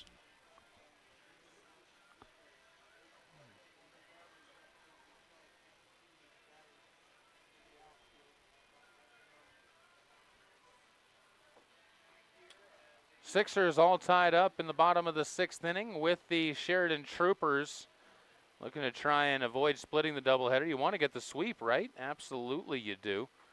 So the Sixers will send up the bottom of the order, Kyler Hoff, Quentin King, and Braden Camerad. Braden Pearson at the top of the order to turn things around if you can get it to him. And they'll all face off against a new pitcher as Will Greer comes in out of the bullpen for the Sheridan Troopers as he replaces Griff Switzenberg, maybe an inning too late, though, as Switzenberg ends up giving up the lead with 3 runs coming across in the last frame. Numbers on the season so far for Will Greer, 27 1/3 innings. That's only his 2nd appearance in relief. He's got 7 starts, 6-1 win-loss record. As he's been impressive, he's only given up 11 earned runs on 22 hits. Misses with his first delivery to Kyler Hoff. And the count goes to 1-0. Does have 32 strikeouts to 11 walks on the season and a 2.81 earned run average. First pitch is going to be sent into right field. That one's carrying and too far over the head of the outfielder for him to get it cleanly. Hoff thinking 3. He's on his horse and he is in with a headfirst slide. And the ball was dropped over at third base as the throw beat him over to third base, but the ball slipped out of the glove of Ty Leach, who had it in time. A triple for Kyler Hoff, and that really puts a lot of pressure on to Will Greer and at the same time takes a lot of pressure off the bottom of this order to bring home that go-ahead run and give yourselves a chance to cap it off in the top of the 7th. Quentin King will step up. He's 0 for 2. Fly out and a line out as the infield brought in by the Troopers again, and the count goes to 0-1 on a foul ball.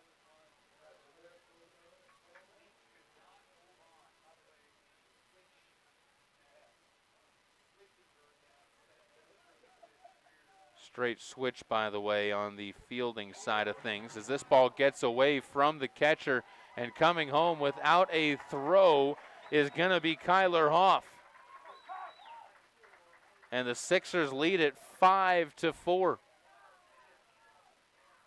What a time for a wild pitch, and what a way for the Sixers to really respond in this one. 5 unanswered runs after trailing 4-0 for the first 4 innings. Quentin King down 1-2 in the count after some hard cheddar from Will Greer has him behind. Just a great job, showing determination by the Sixers in this one. Quentin King goes down as he is going to be a punch-out victim to Will Greer. And Braden Camerad will step to the plate. 0 for 1, did walk and scored a run. He was the first of 3 runs in the fifth inning to come around and score for Post 6. Started that inning off with the walk, and the team took advantage and helped him out. Camrad fouls off the first pitch.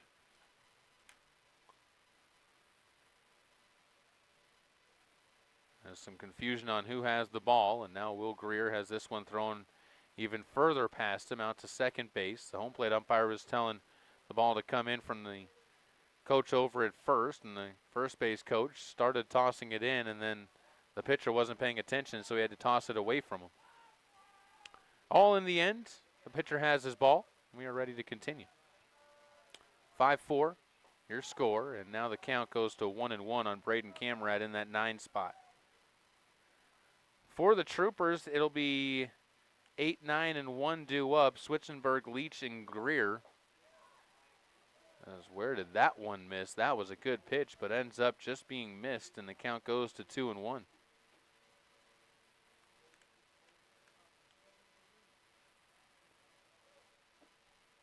Everybody checks over to the left side. Some players being asked to get back into the dugout for the Sixers. Count at 2-1.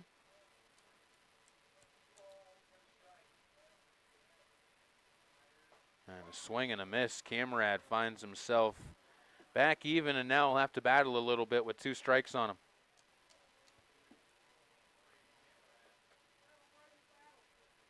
Right-handed catcher.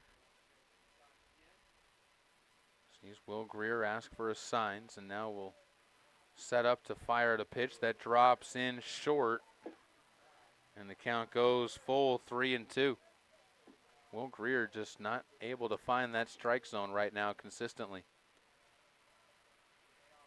Works quickly though, fires another one back in. That's too far inside, and Camrad draws his second walk. Braden Pearson will bring himself up to the plate. New pitcher for the Sixers. Worked a scoreless 1-2-3 in the 6th inning's top half. Now trying to add some cushion on to the tally in the bottom half for the Sixers, who will try to close this out in the top of the 7th inning. First pitch strike to Pearson, who's got a double to his credit. That was his first hit of the day, though. Been 0 for 4 prior to that with a couple of walks. Had to feel really good getting that elephant off of his back. Count misses inside, and it goes to 1-1. Our next broadcast will be a while before we're back on air. The Sixers will have a lot of road tournaments coming up, including trips to Omaha and Pueblo in the next 2 weekends. Don't have another conference game for a while as this pitch misses, and the count goes to 2-1. In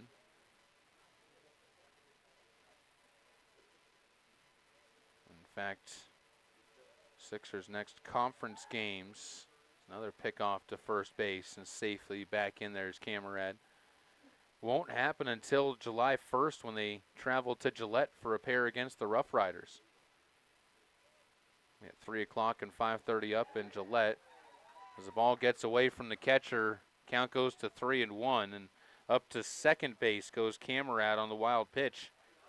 And he got the Firecracker tournament and then a trip up to Casper on the 8th of July to take on the Oilers. Then you'll be gone until you head down to Grand Junction for the CMU tournament in Grand Junction, which will be another long road trip. Gabe Pando also included in that mix. So a lot of road trips coming up at the start of July. The next time you'll see conference games, that's when the Sixers will wrap it up with their matchups with Gillette and Casper. Those will be 2 of your bigger ones on the season, too, kind of joining this one and one of the bigger ones. I think those are the 4 teams that have kind of separated themselves as being the top of the state this year in the AA level, the 2A level.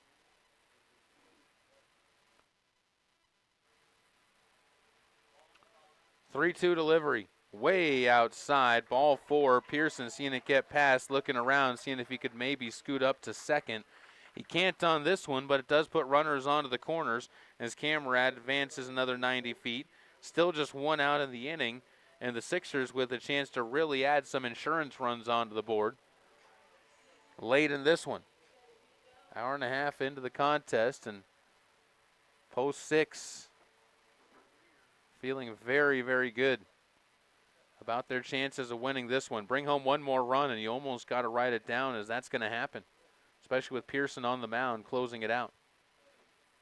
First pitch misses away to Cade Coates. Came home and scored the tying run on a savvy play in the last inning. On a ball when the ball was dribbled past the pitcher, he realized, hey, that's still a live ball. He tried to come home and score and did just that. Pays off big, as we'd be 4-4 right now in the bottom of the sixth inning. The Sixers would still be looking for that go-ahead run. Instead of 5-4, just looking for insurance. 2-0, as Will Greer is starting to lose command of that zone. Sheridan Troopers pitcher sets, fires, catches the inside corner, and it goes to 2-1.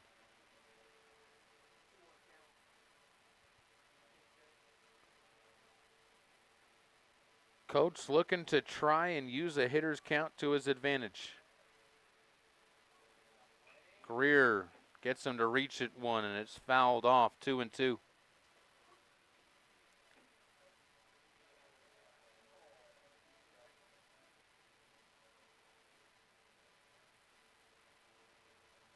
Umpire signaling off to the left side. Not sure if he was backing somebody off or asking for baseballs. Either way, Coach spoils another one foul as he keeps this at-bat alive. Again, Wyoming sunset off to our left, and I think it was baseballs that he was asking for. As quickly hustling out there to bring him a few. Zach Hall playing Johnny on the spot for our home plate umpire, who gets himself reset.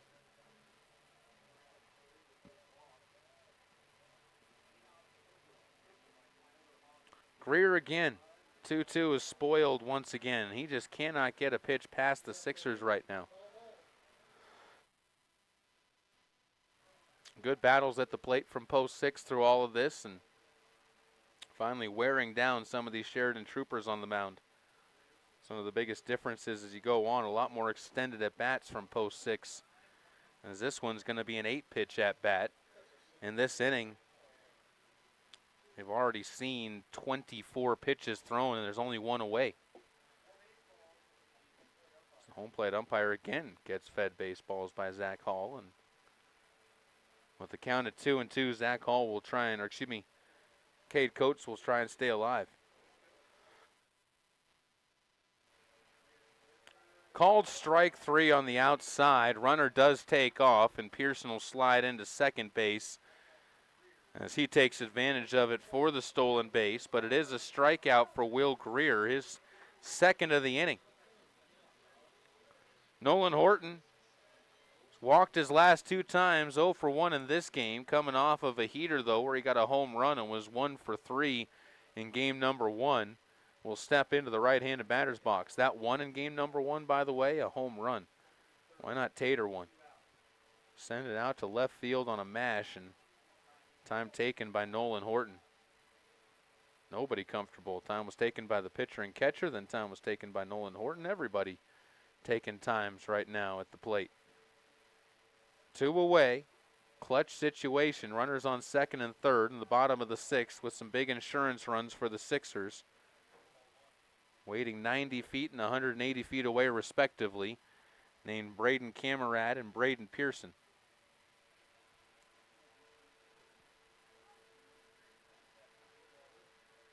One 1-0 count as Nolan Horton waits and takes outside. Count goes to 2-0. It doesn't get easier behind him. Landon McAnally's got a double in this game and a run scored. He's hit the ball with some good authority his first 3 times up to the plate today.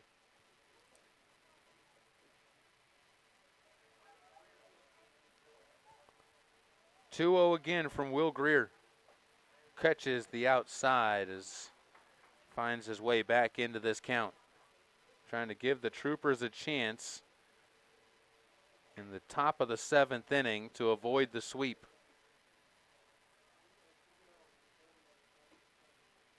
Pitch away, skips away from the catcher, play at the plate, not held onto by Greer, who has the ball dislodged from his glove, and a wild pitch again allows the Sixers to score in the inning. Both runs coming home on the wild pitch, and they lead it by 2, 6-4. That could be the dagger.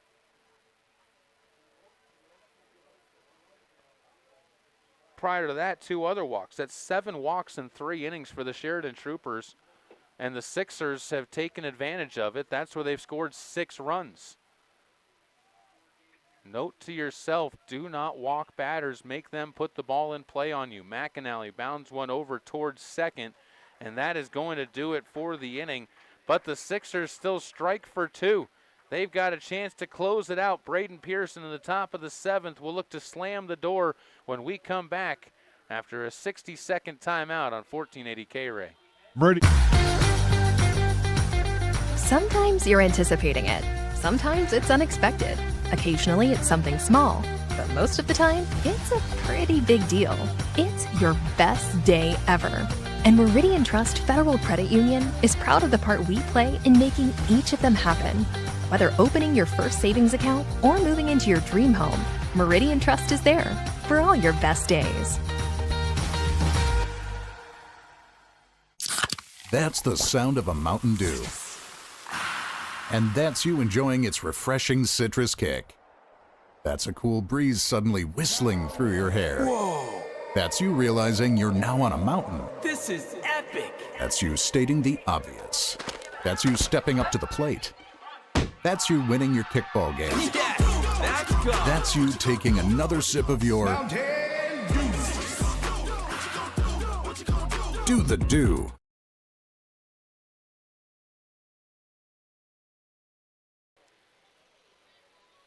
Braden Pearson trying to slam the door shut. Will look to the bottom of the order when Sheridan steps up to the plate. Griff Switzenberg, Ty Leach, and Will Greer, the scheduled crew for post 6. Pearson trying to get another hold on to his record. Again, he's not come in a relief a ton so far this year, but has taken advantage when he has.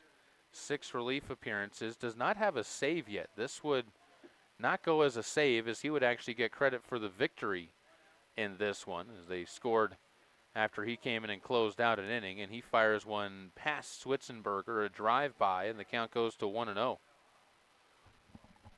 Switzenberger could do nothing but just duck out of the way of that one. That was high and tight. So Camerad heads out. Quick discussion. I think just to calm down Pearson and say, hey, just do what we've been doing. We get out of this, we can all go home and enjoy our 25th win with the families. That one just misses. Count goes to 2-0 to the leadoff man.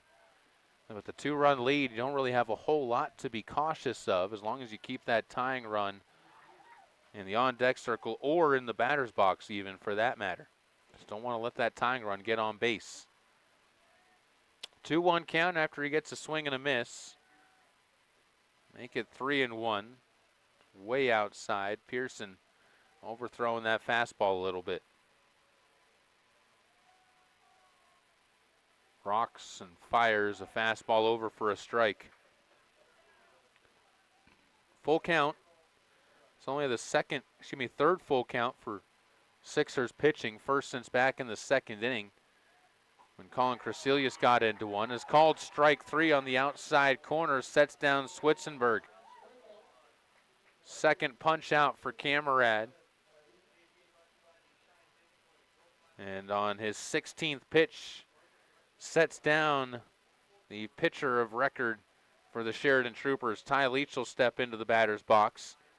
He's 0 for 1. He's got a strikeout to his credit. Also a run scored after he walked in the 2nd inning. Part of that 4-run second for Sheridan. The only inning where they've actually scored runs. 0-1 count. First pitch, a strike on the outside corner. Now that Pearson got that first out, it almost just seems mechanical at this point in time. That he catches the ball, wanders up to his spot, adjust the hat, catch the sign, fire, and repeat the process until you get the job done. Shoot foul again as Leach staying alive in that 9 spot. Will Greer is 0 for 2 in the on-deck circle. He's also got a walk in the game today. 0-2 delivery again. Pearson to Leach. Curveball. And that one stays way upstairs to move it to 1-2.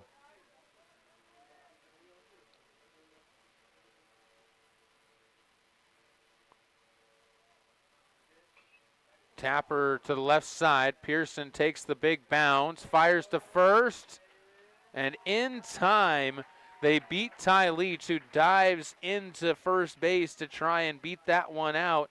Couldn't quite hug it quickly enough, and it's down to their final out for the Sheridan Troopers.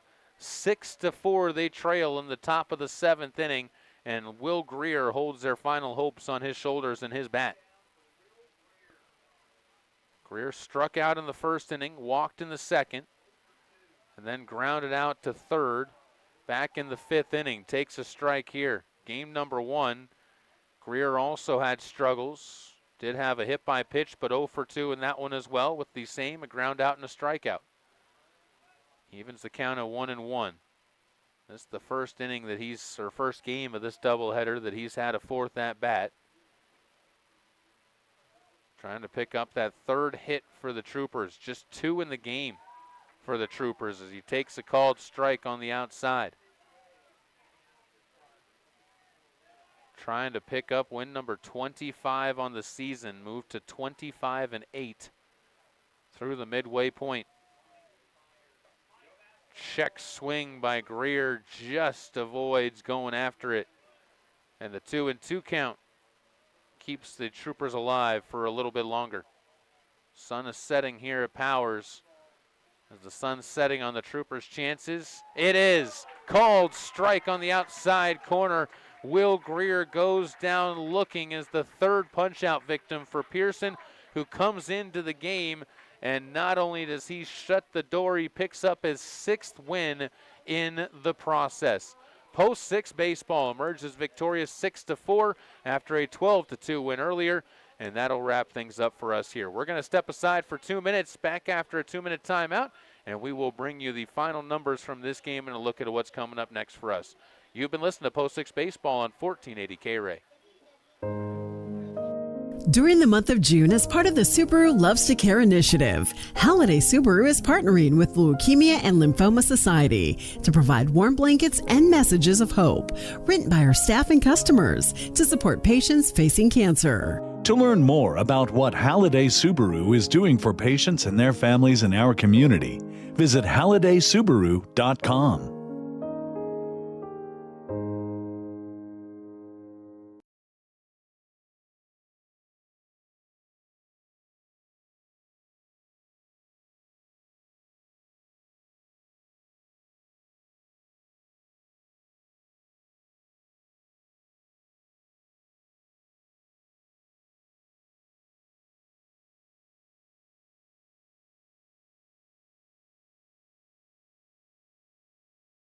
Since 1986, here's a list of cars and SUVs I have purchased or leased for myself or my family from our local dealers here in Cheyenne. Kia Optima, Sorento, K5, 2 Chevy Blazers, Honda CR-V and 3 Pilots, Aztec, Villager, Trans Am, Pontiac GT, and Grand Am. What do all these vehicles have in common? Well, for service work, even if it was just a simple oil change, they were taken care of by Shine Auto Repair and Service. Larry Pro-Audi for Cars in Cheyenne, where John and his great team has always been there to take care of the Pro-Audi vehicles, and yours too. John is a TechNet professional, which means he is one of the best in the country to service your car or truck. Make sure your maintenance or minor repair doesn't turn into a major problem. Call Shine Auto Repair and Service today to set up an appointment at 632-0498 or stop in at 604 West Lincoln Way. Shine Auto Repair and Service open Monday through Friday and taking care of your vehicle's needs for over 30 years.